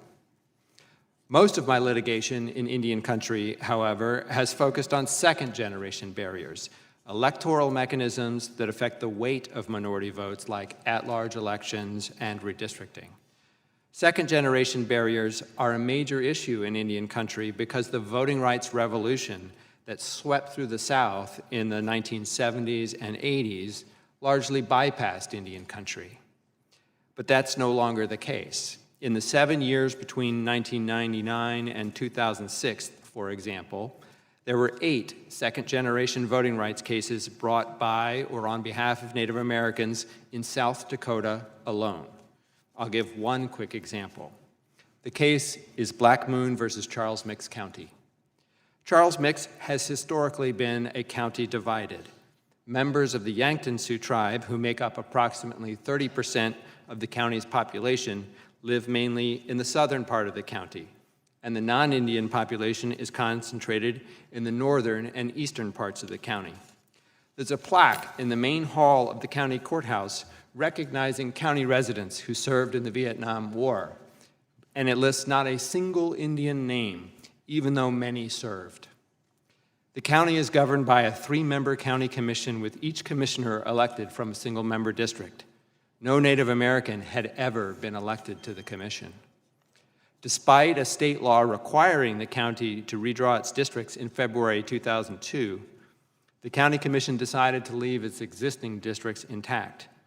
4 tribal members then sued the county, alleging that the districts were malapportioned and had the purpose and effect of diluting Indian voting strength. Eventually, the district court ruled in the plaintiffs' favor on their malapportionment claim and ordered the defendants to redraw the districts. The county commission then tried to push through a redistricting plan that would have continued to dilute Native American voting strength. But it changed course after Indian voters got wind of the commission's plan and strongly opposed it in public hearings. The county then capitulated and adopted a plan with 1 majority Indian district that the Yankton Sioux tribe had proposed before the litigation even began. But the story does not end there, because soon after the county adopted that plan, white residents circulated 2 initiative petitions. One petition to have the northern part of the county secede from the southern part, and a second petition to increase the size of the commission from 3 to 5 members. The first petition fizzled, but the second petition passed with strong white support. Not long thereafter, we negotiated a consent decree that, among other things, activated the pocket trigger in Section 3C of the Voting Rights Act, and it requires the county to pre-clear its voting changes until 2024. The county subsequently submitted its plan to increase the size of the county commission to the Department of Justice, which objected to the change on the ground that the county had not met its burden of proving that the increase lacked a discriminatory purpose. As a result, yes, Chairman. As a result, the new 3-member plan remained in place, and Sharon Drapeau was elected to be the first woman and the first Native American to serve on the commission. I'll end there. Thank you.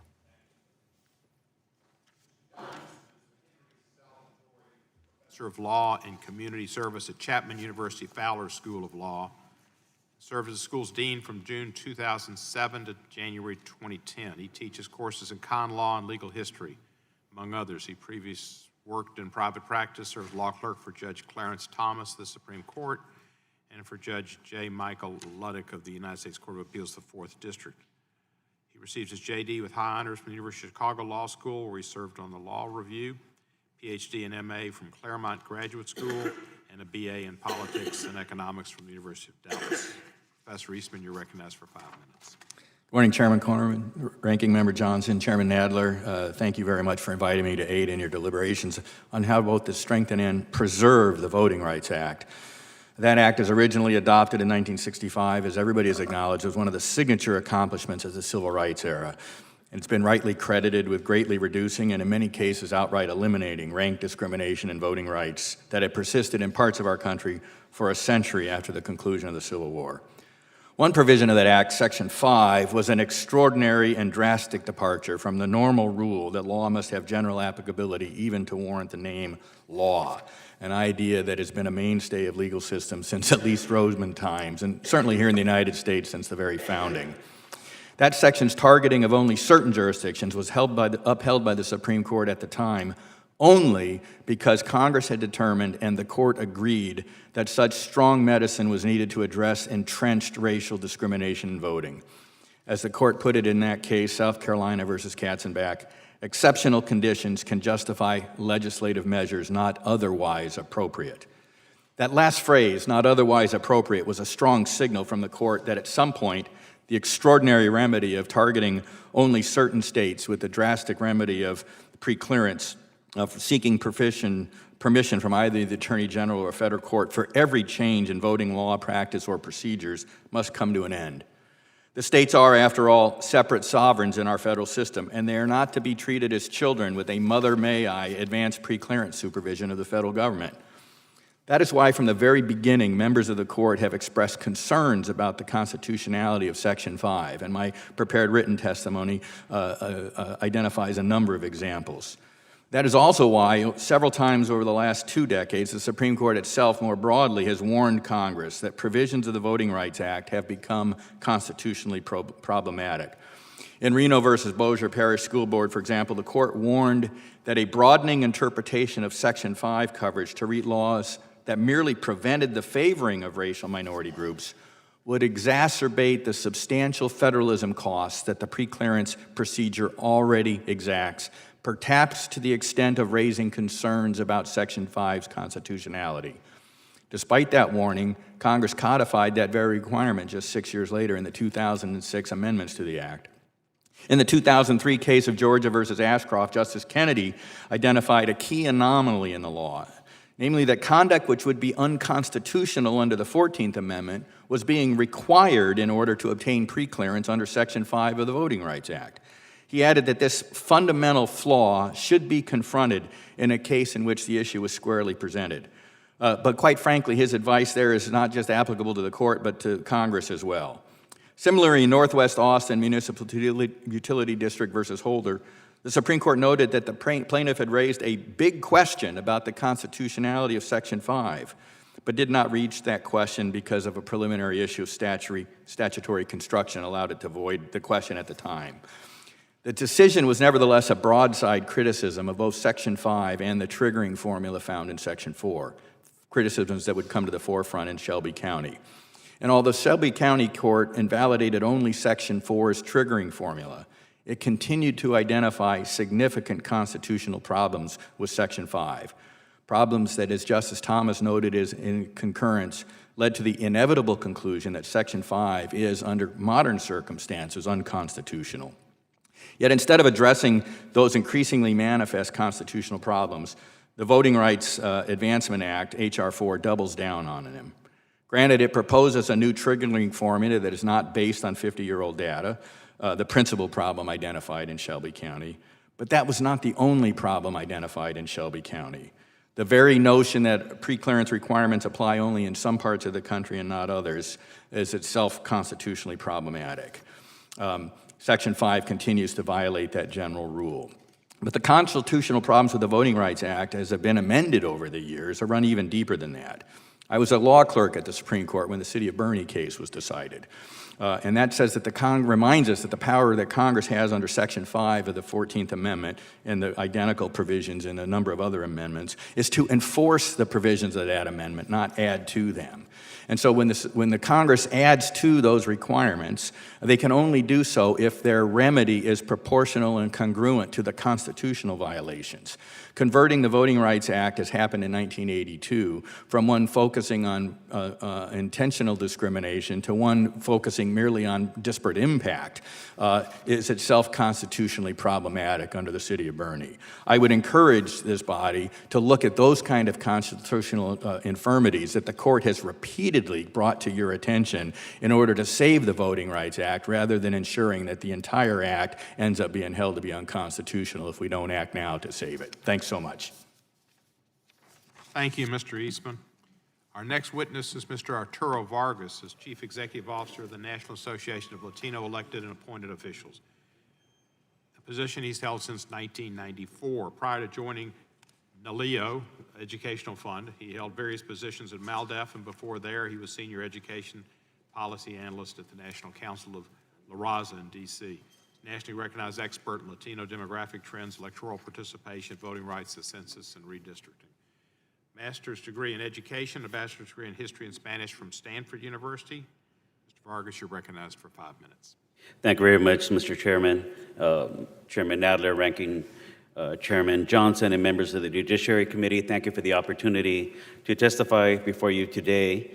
I also serve as CEO of the National Association of Latino Elected and Appointed Officials, a national membership organization of Latino public servants from all levels of government, Democrats, Republicans, and independents, and very proud that one of our past national presidents is Representative Sylvia Garcia. We are acutely concerned that the Supreme Court's decision in Shelby County versus Holder has left newly mobilized communities of historically underrepresented voters of color vulnerable to efforts to limit their voting participation. Latino voters and candidates have an increasing presence in elections and elected office everywhere in the United States. NALEO Educational Fund's first compilation of the number of Latinos in elected office revealed that they were present in 33 states. By 2016, the number of states with Latino elected leaders had grown to more than 40, with Latinos being elected in locations like urban Northern Virginia, rural corners of Oklahoma and Iowa, and western frontier towns including Wilder, Idaho, and Casper, Wyoming. This rapid, visible growth of Latino communities and other racial and ethnic populations, however, has fostered perceptions of threat and long and extensive patterns of manipulation of election laws in response to minorities' potential and growing political influence. In hundreds of instances within the past 35 years, jurisdictions throughout the country have employed the same favorite tactics repeatedly to suppress the political voice of a growing, mobilizing minority community. The changes that most merit scrutiny based on their history of misuse include transitions to at-large or multi-member districts, redistricting plans devised in the wake of significant demographic change, annexations and de-annexations, restrictive identification requirements, polling place consolidations, and withdrawals of language assistance. I'd like to point out 3 examples of how these tactics have been designed to suppress Latino voter participation. One of these has already been mentioned, the Pasadena, Texas case that was litigated by MALDEF. I just would like to lift up the words of the federal judge in that case, that the intent of the effort to move from single-member districts to at-large seats, the judge says that the intent was to delay the day when Latinos would make up enough of Pasadena's voters to have an equal opportunity to elect Latino-preferred candidates to a majority of the city council seats. Population shifts and growth in Latino citizen voting age and Spanish surname registered voter population made it clear that this power shift was about to occur. And at trial, it was revealed that among other activity, advocates of the ballot measure that would have converted these districts had instructed a vendor to remove Latino names from the mailing list for a document urging support for at-large elections. In 2006 in Ohio, the state enacted legislation to require election judges processing voter challenges to distinguish between native-born and naturalized citizens, and singled out naturalized Americans for extra scrutiny. Only those challenged voters who were naturalized citizens would be required to immediately produce proof of citizenship or to vote a provisional ballot that would only be counted if the voter displayed proof of citizenship to an election official within 10 days. As of 2006, African Americans, Latinos, and Asian Americans constituted just 14.3% of the state's total electorate, but nearly 48% of the naturalized Ohioans eligible to cast ballots. In light of its potential significantly increased racial and ethnic profiling of Ohio voters, a federal court granted a permanent injunction invalidating this law in October 2006. In Pennsylvania, some high-profile negative responses to the change of demographics included events in 2001 and 2002, where poll workers were overheard saying things such as, "This is the USA. Hispanics should not be allowed to have two last names. They should learn to speak the language, and we should make them take only one last name." And they were overheard saying, "They can't speak, they can't read, and they come to vote." Poll workers also demanded of Latino voters photo identification not required by law, and selectively required only Latino voters to confirm their addresses. A federal judge granted a preliminary injunction against the county and required it to negotiate a plan of remedial action with community advocates. We need to prevent these foreseeable harms of these types of discriminatory election practices, and we urge Congress to restore the Voting Rights Act to its full strength by enacting the Voting Rights Advancement Act and its practice-based pre-clearance formula. Thank you for the opportunity to testify. Thank you, Mr. Vargas. Mr. John Yang is President, Chief Executive Director of Asian Americans Advancing Justice. He leads the organization's efforts to fight for civil rights, empower Asian Americans to create a more just America for all through public policy advocacy, education, and litigation. Previously served in the Obama administration as Senior Advisor for Trade and Strategic Initiatives at the U.S. Department of Commerce. Before that, partner in a major law firm in D.C. Graduate with honors from GW Law School here in D.C. and served in the George Washington Law Review and moot court team. Mr. Yang, welcome, and you're recognized for 5 minutes. Thank you, Chairman Cohen, and thank you, Chair Nadler, and thank you to Ranking Member Johnson and the other members of Congress. Let me first start by offering my condolences as well for your loss of Representative Cummings. As a civil rights organization that advances the civil and human rights of Asian Americans and to promote a fair and just society for all, Representative Cummings was certainly a beacon for us and a hero for us on many of the issues that we worked on every day. I really appreciate the opportunity to testify here today about known practices coverage and the need to have practice-based pre-clearance provisions in the Voting Rights Advancement Act. In conjunction with the restored coverage formula, it's critical for Asian Americans to have known practices coverage. And let me tell you a little bit about why this is important for Asian Americans. Asian Americans are the fastest growing community in the United States. Between the 2000 decennial census and the 2010 decennial census, we grew by 46%. Today, we represent about 22.6 million Americans in the United States, which is a little bit over 6%. We have grown in the voter rolls tremendously in the last several election cycles. Between 2012 and 2016, we have grown by over 1 million voters. Now, that growth is not monolithic. In fact, our fastest areas of growth are in Nevada, Arizona, North Carolina, and Georgia. So it is not only in the major urban centers that oftentimes people think about with respect to Asian Americans. Notwithstanding this growth of Asian Americans and the fact that our community has been here for centuries, whether as workers for the Transcontinental Railroad, whether as the Japanese American soldiers that served in the most decorated combat regiment during World War II, Asian Americans are often still seen as outsiders, as foreigners, as aliens. We have been denied rights entitled to other American citizens, including the right to vote, the right to be in the United States. It's only recently, in the last 50 years or so, that many of these laws have changed. So this is not only a problem of the present, but it's also a problem of the past, but it's also a problem of the present. Asian Americans are becoming more politically visible, and our numbers are showing that. So with that addition in numbers, with that addition in the electorate, that growth also creates an increase in racial appeals against Asian American candidates and efforts to erect barriers to the ballot for Asian American voters.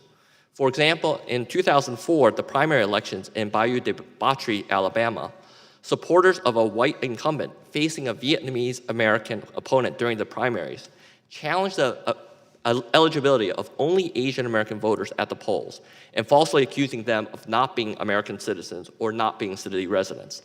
The losing incumbent's rationale was, if they couldn't speak English good enough, then they probably aren't American citizens. That year, Bayou de Batry did elect its first Asian American city council member. One Texas Texas lawmakers suggested that Asian American voters should adopt names that are easier for Americans to deal with in order to avoid difficulties resulting from voter identification laws. The statement made clear that Asian American community was not welcome in American politics and notably cast Asian Americans apart from other Americans.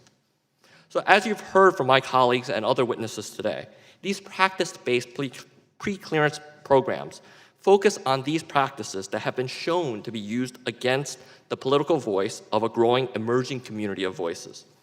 The U.S. Census Bureau forecasts that while the number of Asian Americans will grow between now and 2040, the proportion of Asian Americans who are immigrants will decrease, with high naturalization rates and an increase in U.S.-born Asian Americans in the upcoming years. What that also means is that voter participation rates among the Asian American community will continue to increase in rapid numbers. And indeed, its political visibility will only increase as well. It is precisely for these reasons that restoring and strengthening the Voting Rights Act is a top priority for our organization. Thank you very much.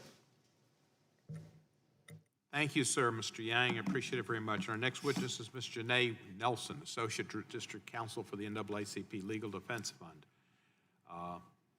She's a member of the LDF's litigation and policy team, so one of the lead counsels at VZ v. Abbott, federal challenge to Texas's voter ID law. Prior to joining the LDF in 2014, she was Associate Dean for Faculty Scholarship and Associate Director of the Ronald H. Brown Center for Civil Rights and Economic Development at St. John's University School of Law, where she was a full professor of law. JD from UCLA, articles editor at the UCLA Law Review, consulting editor of the National Black Law Journal, and associate editor of the UCLA Women's Law Journal. Received a BA from NYU in Mr. Nadler's district. She served as a law clerk for the Honorable Theodore McMillan on the U.S. District Court of Appeals for the Eighth Circuit, and the Honorable David Corr of the U.S. District Court for the Northern District of Illinois. Ms. Nelson, you're recognized for 5 minutes. Thank you. Chairman Cohen, Ranking Member Johnson, Chairman Nadler, and members of the subcommittee. My name is Janae Nelson. I'm the Associate Director Counsel of the NAACP Legal Defense and Educational Fund. And on behalf of the Legal Defense Fund, I extend our deepest condolences for the loss of the Honorable Elijah Cummings. He was a dear friend of our institution, and we regret his death immeasurably.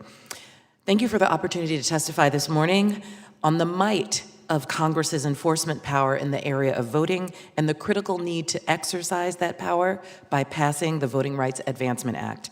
LDF has fought to secure, protect, and advance voting rights for Black voters and other voters of color since its founding in 1940 by Thurgood Marshall.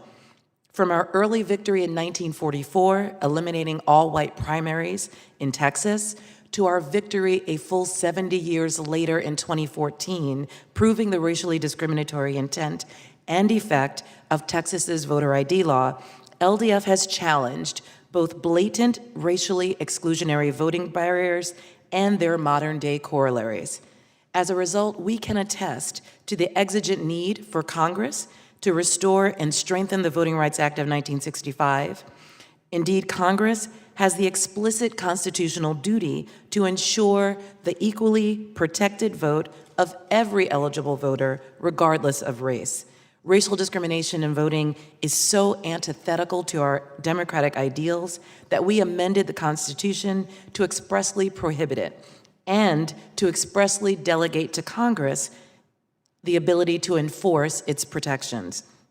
And it is that power that we ask Congress to exercise today.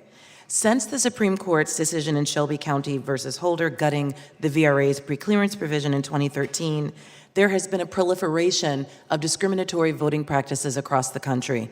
More than 16 states have passed laws that made it more difficult for African Americans and other voters of color to vote. LDF recently published a report summarizing some of the barriers Black voters faced in 7 states in the 2018 midterm elections: Alabama, Florida, Georgia, Louisiana, Mississippi, South Carolina, and Texas, where voters experienced poll closures, malfunctioning machines, inaccurate voter rolls, and long lines up to 4 hours. With your permission, I'd like to enter our report, Democracy Defended, Analysis of Barriers to Voting in the 2018 Midterm Elections, into the record. Without objection, that'll be done. Thank you. In addition, leading up to the 2018 elections, there were widely reported mass purges of Black and Latinx voters in Georgia and Ohio, fraud on Black voters using absentee ballots in North Carolina, and new onerous ID requirements imposed on Native American communities in North Dakota. In short, there is no shortage of discriminatory voting practices presently infecting our electoral process. The VRAA is a measured, flexible, and forward-looking effort to update the VRA with a new prescription for preclearance that is directly tied to current voting rights violations. It is precisely what Shelby County asked and commands of Congress to, quote, draft another formula based on current conditions, end quote. That a formula that demonstrates that exceptional conditions justify federal oversight of an extraordinary tool to confront racial discrimination in elections. That was an invitation to this body to enact new legislation. Consistent with that mandate, the VRAA's practice-based preclearance applies equally to all states and political subdivisions and is triggered only in jurisdictions that have a significant racial or language minority citizen voting age population and that seek to employ any of 6 categories of voting practices that are known to correlate with racial and language-based discrimination. It does not impose a ban on specific voting practices. It does not require continuing or permanent coverage. It doesn't have a targeted geographic scope, nor are there prescribed jurisdictions. Indeed, practice-based preclearance is constitutional precisely because it targets specific practices and their known impact on targeted populations, and not the jurisdictional actor. And even though the Supreme Court has held that distinctions can be justified in some cases, practice-based preclearance does not offend the principle of equal sovereignty embraced by the majority in Shelby because it applies to each state equally based on current data. Finally, the congressional record contains ample evidence of and justification for practice-based preclearance based on persistent and ingenious methods of racially motivated voter suppression. Preclearance is long established as a valid exercise of power under South Carolina versus Katzenbach, which was decided a year after the Voting Rights Act. The Supreme Court has upheld the constitutionality of the Voting Rights Act, as well as Congress's power to ban facially neutral practices like literacy tests. I can cite to Oregon versus Mitchell and a plethora of other cases that uphold that principle. And I will end by saying that violations of the fundamental right to vote are not ordinary harms. They require extraordinary remedies. Practice-based preclearance is a direct, measured, and constitutionally sound response to the current conditions of an increasingly racial diverse and multilingual electorate that are fraught with voter suppression. The VRAA is desperately needed to curb discriminatory incursions on the right to vote that compromise our elections and diminish the integrity of our democracy. Thank you. Thank you very much. We'll now start our questioning, and I will start and first ask Ms. Nelson a question. Professor Eastman stated in his written testimony that Section 2's prohibition on voting measures that have a discriminatory impact, as opposed to ones that are intentionally discriminatory, is constitutionally suspect. What's your response to that, Ms. Nelson? Well, my first response is that that's not the focus of this hearing, although I believe we owe a response to an inquiry that intends to lead us in a different direction. The Voting Rights Act has been upheld on multiple occasions by the Supreme Court, both Section 5 and Section 2.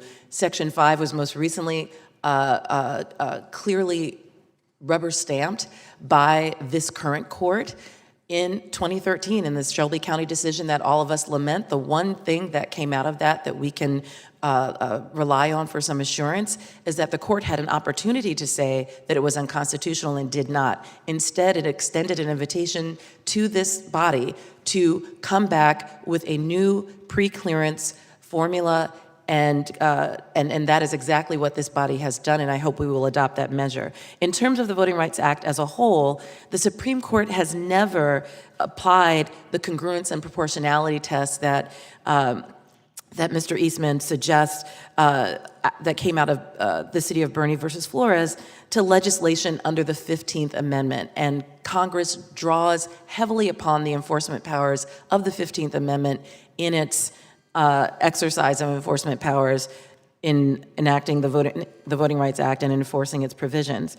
The court has only applied that in connection with the 14th Amendment, and in that context, the Voting Rights Act has actually been used as a beacon of what congruence and proportionality looks like, and I can cite to several cases that establish that. And let me ask you one other thing. In his written testimony, he also said preclearance formally fails the congruence and proportionality test, which we were talking about with respect to Congress's authority under the 14th Amendment, implicitly importing that the test is a limitation on our 15th Amendment authority. You find that to be without basis? Without merit, absolutely. Just to say one word about the congruence and proportionality test, what it seeks to do is ensure that when Congress enacts legislation, it is seeking to remedy and deter congressional violations and not create new constitutional rights.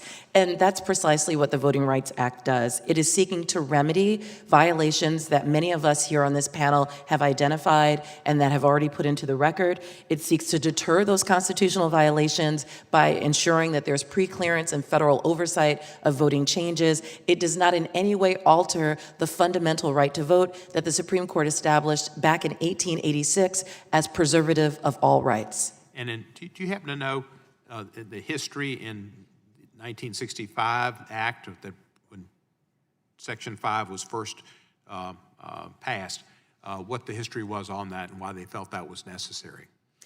Well, the history in 1965 came on the heels of a bloody and violent protest for the right to vote. Congresswoman Sewell mentioned earlier the very tragic events in her hometown of Selma that gave rise to the Voting Rights Act.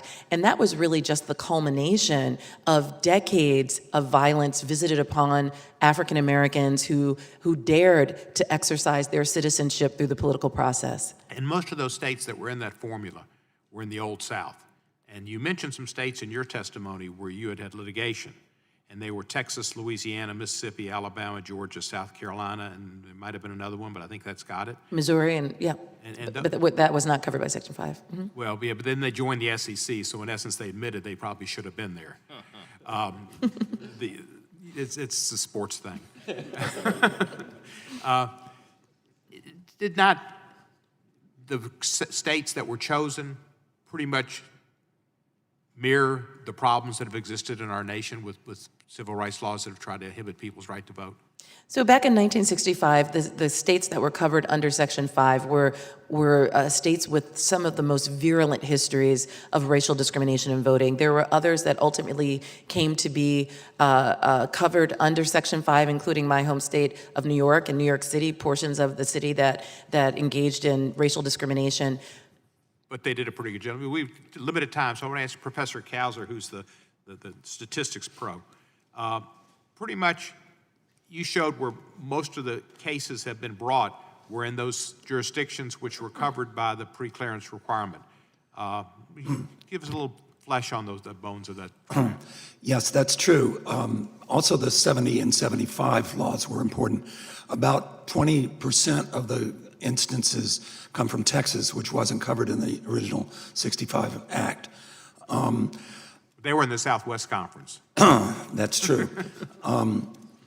It's interesting, if you look at cases from 57 to 65, there were states that were covered by by Section 4 under 65 that had no cases from 57 to 65. Both of the Carolinas, Virginia, no cases during that period of time. Congress knew where the voting restrictions were, but they weren't necessarily exactly where cases had been brought. Now we've got a lot more experience. We've got all this experience from 1957 through 2019 in my tables and database, which will be available for the committee to look at if they want to figure out what practices and where they are. And we know much more fully than people did in 1965 exactly where voting practices which have been adjudicated to be illegal or were parts of settlements or parts of objections. We know exactly where they were. where they were. So if Congress wants to base something on that, it has a much fuller legislative record than they had in 65. Thank you, Professor. Recognize Mr. Johnson for questioning. I want to thank you all for being here. And don't interpret the empty chairs on either side as lack of interest. This is an extraordinary day on Capitol Hill for about 15 reasons that I don't need to recount to you. And there are multiple events and committee hearings going on simultaneously. We've had some of the Republican members come in and out of the back. We're all watching you on a big screen in that room right on the other side of the wall. So what you say here is important for the record. You know how this works. I'm watching all of you and your faces as there's been testimony and questioning. Let me just start first with Professor Eastman. Is there anything that's been said so far that you would just want to respond to that you haven't had a chance to already? Two things. I agree with Ms. Nelson that the Supreme Court has not yet applied its ruling in City of Bernie to 15th Amendment.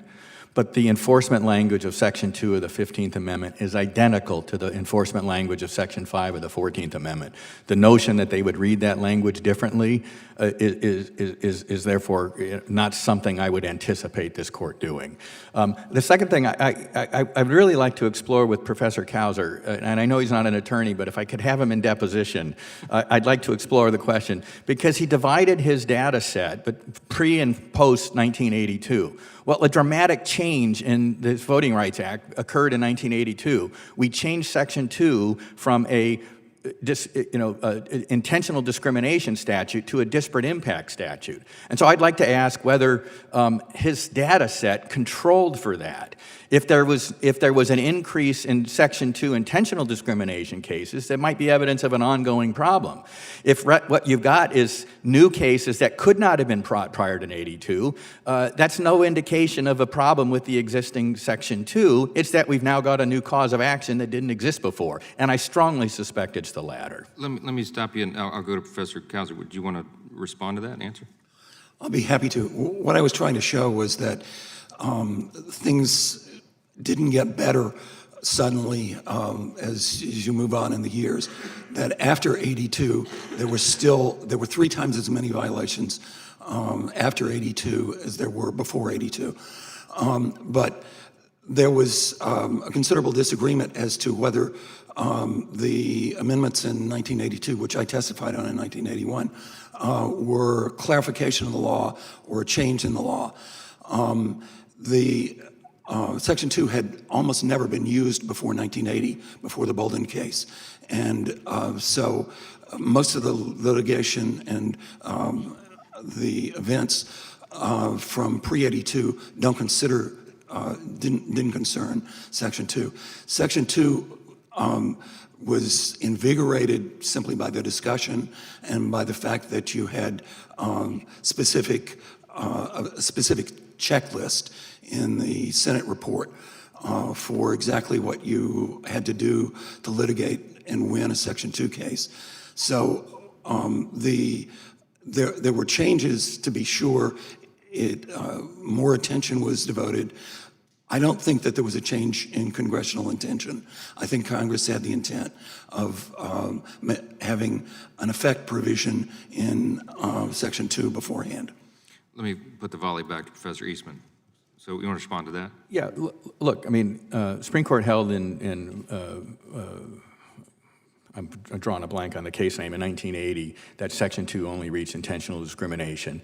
And in fact, that's all it can reach under the City of Bernie ruling, because to add to that, to impose a disparate impact cause of action where there is not a constitutional violation would be adding to the burdens on the states, not enforcing the burdens on the states contained in the 14th and 15th Amendment.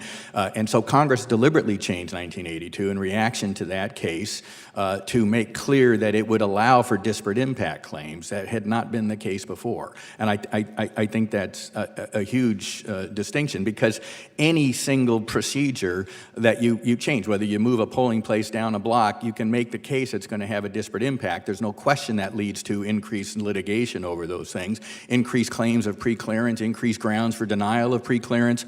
All of these things, when you go from intentional discrimination as prohibited by the 14th and 15th Amendment to disparate impact, is going to necessarily drastically increase the potential opportunities for litigation and challenges. So it's not a surprise after those changes, but it's also a change, as I note in my written testimony, I think makes that provision more constitutionally problematic after the city of Bernie. And the court has never confronted that issue, but it's been lurking out there ever since city of Bernie came in. Lots of scholarship written about raising that, trying to defend Voting Rights Act after city of Bernie, raising the challenges, and I think eventually this court's going to confront that issue. And they've hinted several times in recent opinions that they're going to do that. Unfortunately, I'm out of time. I had a whole long list of questions, and we may submit them to you all after the hearing if you wouldn't mind. If you would like to choose the best one, I'll let you do it. Well, all right. Since you did that, I'm going to pitch it out to Mr. Tyson. Anything you would want to add that hasn't been said yet? I'll do that. I'll be brief, Mr. Chairman. There is one thing I thought that would be worth clarifying. The question related to a lot of the terminology that's thrown around, such as the term voter purges that are used. A lot of times what is being referred to as voter list maintenance. And under the Help America Vote Act, under the NVRA, there is a need of jurisdictions to conduct list maintenance, and the failure to conduct that kind of maintenance to keep the voter rolls updated will lead to further litigation against a state. So in looking at what a state has or has not done in terms of their list maintenance, I think it's important to look at not only the numbers of individuals and the people who were canceled or moved to a different status, but also what the state has done. So for example, in Georgia, there was a period of time where there was no removals because of concerns about the data quality. That led to a higher number at one point. And then since 2018, this year, Georgia has significantly updated the no contact portion of our voter list maintenance to where people have a much longer time period. Thank you. Thank you. That's about the same time as I went over. Mr. Nadler. Thank you, Mr. Chairman. Let me first say that the conclusion that Congress rejected on disparate impact was decided by the Supreme Court in the Mobley v. Bolden case in 1980, but that was a statutory, not a constitutional interpretation, and Congress clarified that the act applied to disparate impact as well as to intentional discrimination. Also, I should say that as one of the authors of the Religious Freedom Restoration Act passed in 1993, I was certainly no fan, and I'm no fan of the City of Bernie decision, and which limited that act, and I certainly hope it's not extended to the 15th Amendment. It's bad enough on the 14th. Professor Krauser, in your analysis of voting rights litigation, you conclude that the pattern of overall cases was driven less by the amount of discrimination than by the nature of Supreme Court rulings. Essentially, that the court creates its own lens through which to shape findings of discrimination. How should Congress respond to the court's influence in evaluating the continuing need for Section 5 preclearance and the structure of Section 2 litigation? How should we take account of that? What you shouldn't do is say that the number of cases has gone down and therefore that proves there is no need. You should take into account over a longer period of time before Shelby County, before Bossier II, even perhaps before Shaw versus Reno, the number of cases that came about and that were filed and won. And you should take into account the experience under the California Voting Rights Act, which has different sorts of standards. That is an indication that there are still problems to be addressed. But if you look over the whole period of time, and you looked farther into the database than I was able to go into in 5 minutes or even in my written testimony, you can see the different practices that have been used over the period of time that have had a discriminatory effect on minorities and have been adjudged to. Thank you. Mr. Sands, I have 3 questions for you. First, what is the strongest constitutional basis for H.R. 4's practice-based preclearance provision? I think that it satisfies your constitutional powers, however analyzed, whether that's under the Shelby County decision, where, as Ms. Nelson pointed out, it does not focus on specific jurisdictions, it does not single out specific jurisdictions, Or if, again, I have your concerns as well, the Bernie test were to apply, I think that it would satisfy that measure of your congressional authority as well. These are practices that historically have correlated with attempts to restrict the rights of growing minority communities, and I think the record shows that, and indeed all of our experience after Shelby County suggested as well, where the Pasadena, Texas case, for example, involved a mayor who asserted, I couldn't do this before Shelby County, now I'm gonna do it. I wanna shift from 8-member districts to 6-member districts and 2 at-large seats. Thank you. Now, I think inherent in what you're saying is the answer to my next question, which is, how is H.R. 4's practice-based preclearance provision responsive to the federalism concerns raised by the Supreme Court in Shelby County? Yes, I think that it responds to those concerns by not focusing on any specific jurisdictions, but treating all jurisdictions as long as they meet a threshold of diversity and the size of minority populations, and subjects practices rather than jurisdictions to the very efficient preclearance mechanism. And on the same vein, how do you reconcile support for practice-based preclearance with the push to reestablish the more traditional geographic-based preclearance regime? I think that they serve different needs. The geographic-based preclearance formula recognizes that there are creative efforts in certain jurisdictions with long histories, demonstrated, adjudicated histories of voting rights suppression, where you ought to look at all of the electoral changes that are being considered, no matter what they may be. While known practices coverage focuses only on specific identified practices, but with respect to those where there is a long history of violation, it's appropriate to look at all of the potential electoral changes being considered. And that would be well within Congress' power under the Section 2 of the 15th Amendment? Absolutely. I believe that it would meet any test that could be applied to those coverage formulas, because the record supports very strongly that the jurisdictions that would come under the geographic formula do have that recent demonstrated adjudicated history, and the practices and known practices coverage have a similar history across jurisdictions of being used to suppress minority voting rights. Thank you very much. My time's expired. I'll yield back. Thank you, Mr. Nadler. Recognize Ms. Scanlon, 5 minutes of questioning. Thank you. Ms. Nelson, we've appropriated a substantial budget for the Department of Justice to enforce voting rights based on the statutes we already have. Why do we need other statutory tools to combat discrimination on the basis of race or ethnicity in our elections? I'll respond. I think there are 2 reasons. One is that the tools that we have are important and robust. They're necessary, but not sufficient. We've seen since 2013 a flood of voter suppression tactics that would never have passed preclearance had Section 5 been enforced. In fact, as my colleague Tom Sines has already said, from the moment the decision was issued, you had attorneys generals, you had mayors, you had election officials across the country acknowledging that they were going to enact laws that had previously been held to be racially discriminatory, that they were then going to enact them despite that clear evidence.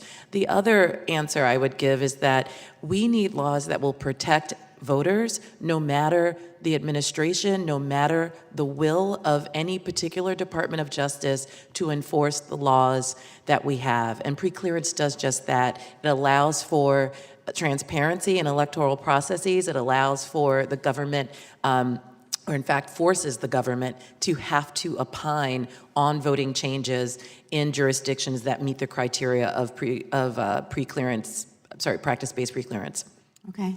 Back in February, we had the acting Attorney General, Mr. Whitaker, in here, and at that time, I think we established through his testimony or refusal to testify that the Department of Justice under the current administration had not brought any actions to enforce the Voting Rights Act. Is that still true?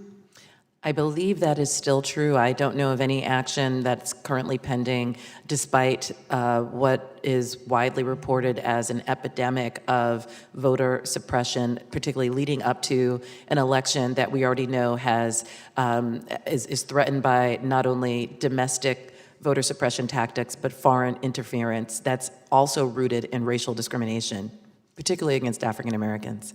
So the acts that we're looking at here today would provide mechanisms that would supplement Department of Justice enforcement where the Department of Justice isn't doing that job. That's right. I mean, it would certainly force that. I think the VRA, we're focusing on practice-based preclearance, but it has many other critical provisions, including the transparency provisions, which I think are the most, obvious and innocuous ones that we could have. We should at least know when there are changes that might affect minority populations and other targeted populations in the country so that we can be ready to combat them if necessary, and if certain triggers are met, that they will have to go through some federal oversight. And I was struck a couple times, people have mentioned the language of persistent or unremitting and ingenious efforts to suppress the vote. It certainly feels as though we've seen some of that ingenuity on display since the Shelby decision. So can you just speak a little bit more to how the known practices coverage is responsive to the Supreme Court's concerns in Shelby? Sure. The Supreme Court said that the Section 4 coverage provision was outdated, that it relied on the data that we opened the hearing with, that it was largely based on southern states, that it targeted a particular geographic area of the country, and that was seemingly unfair. So whether we agree with that notion or not, this practice-based preclearance addresses that issue by making this a preclearance provision that is national in scope. Any state, any political jurisdiction might fall under this preclearance provision, but only if it reaches a certain threshold in terms of minority or language-based population, and if it's engaging in one of 6 potential voting practices that we know are known to correlate with racial and language-based discrimination. So we're not guessing. These are already practices that have a history of discrimination, and we have a large number of people who might be subject to that discrimination within that jurisdiction. That is a recipe for potential suppression, and all we're asking is that the federal government take a look at that law and determine whether it will, in fact, suppress the minority vote. And that's because it's pretty hard to remedy a suppression of the vote after the fact, isn't it? That's right. Once a violation of the right to vote has occurred, we can use other tools to challenge it. But if it involves an election, that election has already passed. As someone said earlier, the bell cannot be unrung, and those rights to vote cannot be vindicated. And this can't be a democracy in which we treat the right to vote so cavalierly. Thank you very much for your testimony. I yield back. Ms. Garcia, you're recognized for 5 minutes.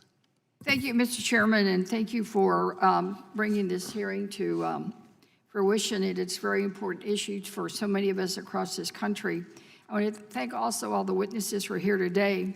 By 2020, Latinos are expected to become the largest non-white voter population in the United States. The Pew Research Center estimates that 32 million Latinos could cast a ballot in the next national election.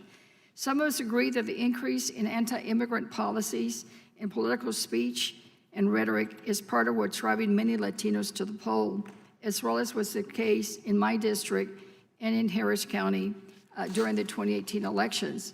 Franchising our minority voters will have widespread benefits for all Americans and will strengthen our democracy, already the strongest democracy in the world.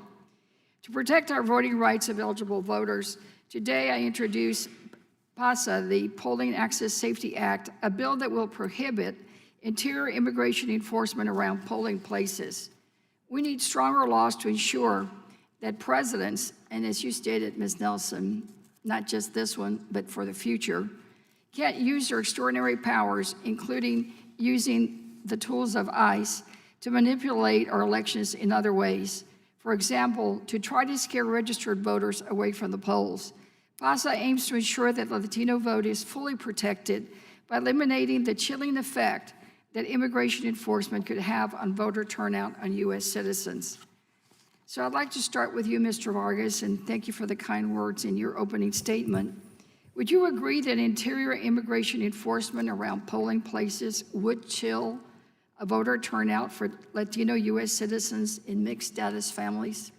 Thank you, Congresswoman, for that question. Absolutely. H.R. 4 identifies only 6 known practices that have been used to suppress Latino voting. But there are many other tactics that have been used, including the placement of law enforcement officials at or near polling locations. So certainly the placement of immigration enforcement officials at or near polling locations would be designed to suppress the Latino vote. We've seen this already happen in other jurisdictions around the country, where the placement of law enforcement, specifically in Latino-heavy polling locations, were designed to scare away Latinos from voting. Well, thank you for that, because I agree with you. I personally have experienced receiving a purging letter. I've experienced getting to the poll and being told that my name was on the list. I've experienced going to a poll and machines not being ready. I mean, there are so many tools, and I was glad to see that Mr. Tyson brought up purging, because I think there's more and more of that going on, particularly in my home state, regretfully, of Texas. Mr. Sines, a question for you. What is the latest, the status of the issue with the last purging scandal in Texas, where it was alleged that all these voters were, quote unquote, and I hate the word, never use it except I'm quoting this, illegal aliens? I mean, we knew it was false, we knew it was bogus, but what is the status of the current litigation? So fortunately, that litigation was resolved with the Secretary of State withdrawing and being required to withdraw his letters seeking to cause counties to question whether naturalized citizens who had naturalized after going to the DMV to obtain a license had legitimate places on their voter rolls. It was a purge that targeted, as you know, naturalized citizens. The state knew that DMV records were not an accurate reflection of current citizenship status, but despite knowing that, it moved forward with challenging and asking county registrars to challenge the legitimacy of every person who had gone to the DMV when they were not yet a citizen. The latest, though, is that this administration is currently attempting to access DMVs around the country in different states to use that data, faulty for the same reason the data was faulty in Texas for the purpose of voter purge, use that data to determine the current citizenship of the population around the country. It's, again, knowing that the data is inaccurate, but using it to target naturalized citizens. Thank you. And finally, and I only have about 30 seconds, Mr. Kostner, in your table 2 of your testimony highlights several important conclusions about patterns of discrimination. In whiter counties, those in which non-Hispanic whites exceeded 80% of the CVAP, the proportion of counties with at least one successful voting rights action was 6 times as high in the covered counties as the non-covered counties. Can you explain how a focus on litigation findings can target areas where there is a concentration of discrimination? Well, obviously, using the congruent and proportional language of Bernie, it can find exactly where that discrimination has been and provide a more accurate record and a concentrated record, a coordinated record that on which Congress can base further designs of a new coverage scheme that the Supreme Court has asked for. Thank you. Thank you, Mr. Chairman. Like others, I have other questions that I may submit for the record later. You're welcome. Thank you, Thank Mr. you. Garcia. And Ms. Sheila Jackson Lee of Texas is recognized. Mr. Chairman, thank you very much. And to the multiple witnesses, let me thank you for your testimony. We are overlapping in committee assignments, and as well as many of us are mourning the loss of my friend and colleague, the Honorable Elijah Cummings, and so we were addressing his passing in a public setting. But I would offer to say that he would want us to be in this room because there are many occasions that we work together, that he worked with the leaders of this committee, including Chairman Cohen, on trying to address these questions. Let me just for an editorial moment indicate how simple it was in 1965 to just write a simple voting rights bill that carried us forward and created the opportunity for my predecessor, the Honorable Barbara Jordan, to serve for the first time in any public setting. Barbara Jordan had run in the scheme that was structured in Texas, which was an at-large scheme, if you will. So if you lived in a community of color, you had to run countywide. She lost every single time. And it was only when the Voting Rights and the underpinnings of the Voting Rights Act came that it was one vote, one person, but you had the right to select a person of your choosing, that she went for the first time to the state Senate. Many people think she went to Congress. She went to the state Senate in a district that she was able to win in. We then ultimately came to her opportunity to serve in the United States Congress out of a district, becoming one of two African Americans to serve in the United States Congress since Reconstruction. So I am disturbed that we're even at this place in the last reauthorization of the Voting Rights Act that had all of the bells and whistles that we think were appropriate, 15,000 pages of testimony, that we had the same construct signed by a Republican president. All of a sudden, a skewed Supreme Court that didn't understand that even if you think you don't have polio, according to Judge Ginsburg, you don't need to get rid of the vaccination. And here we are today. So I would like to, those who want to answer the question of why do we believe that we are here today when we had a perfectly good structure? And I know that we're focusing on legislation, and then I'm going to give two questions, and I hope in the course of the time you'll be able to answer it. I know that we're looking at some very outstanding legislation by members of this Congress, Ms. Sensenbrenner and Ms. Sewell, who testified today. We thank them so very much. It is a complicated process, one that we know that we've had the input of many civil rights organizations, but it's still going to tie our hands of looking for 15 or 25 and how many communities, and then the look back period.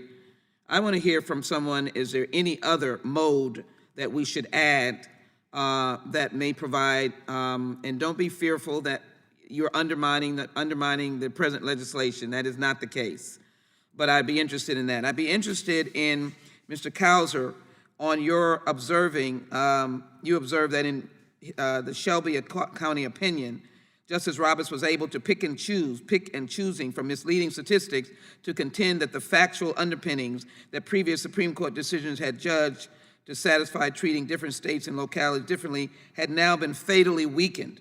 Can you explain where Justice Roberts was wrong? That's a specific question. And then to Mr. Yang, what are some examples of how known practices coverage would have impacted emerging Asian American communities outside formerly coveted Section 5? Let me put my first question, that overall question, to Ms. Nelson, and add in there the work the NAACP did on felons that intimidates African Americans, Hispanics, and others, that this whole thing, if you're a felon, that you can't vote, and it discourages people from going. And this, the overall problem of having to get into the weeds of all these complicated layers that is going to be so complicated in order to protect people's right to vote. So I ask the Chairman's indulgence, and Mr., am I pronouncing your name correctly, sir, Mr. Cowser? That's correct. All right, and then Mr. Yang, the two specific questions. Ms. Nelson, and thank all the other witnesses.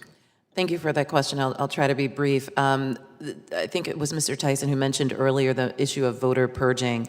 That is something that we know, and we have recent proof of the process that can be manipulated to remove minority voters from the voting rolls. In fact, this administration attempted to create an entire commission aimed at list maintenance that ultimately intended to purge minority voters, and it was shut down by the lawsuits brought not only by the NAACP Legal Defense Fund, but many of our allies, and it was ultimately an abandoned effort. That does not mean, though, that state and local actors can't engage in the same sort of mischief and target minority voters. So if I had to choose an additional way to strengthen this legislation, that would certainly be one. And then, of course, you raised the issue of the disenfranchisement of persons with criminal convictions. The Legal Defense Fund has long advocated for the elimination of any restriction that is tied to a criminal conviction, whether the individual is incarcerated or not.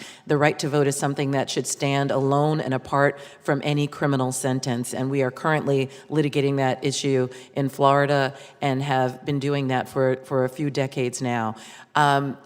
if we could make that mandatory, the elimination of any felon disenfranchisement laws in federal elections, that would be an enormous step forward in re-enfranchising millions of African Americans and Latinos who have been deprived of their right to vote, and the community contagion that is similar to what happens when you have mixed status families who are intimidated by people at the polls, when you have certain members of your family who cannot vote because of a criminal conviction. It actually spreads throughout the community in terms of depressing civic engagement and creating voter apathy. So that is something that we would certainly press for if we had to expand this legislation in any way.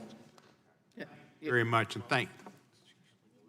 Can Yang and Kozer just quickly, Well, I'm to be begging. honest, I've got to be somewhere, and we are 2 minutes over. Can they be 2 minutes answering? No, they can't. I'm gonna have to call time. All right, Mr. Chairman. Thank you. This concludes today's hearing. I want to thank all of our witnesses for appearing today. Without objection, all members will have 5 legislative days to submit additional written questions for the witnesses or additional materials for the record. This hearing is adjourned.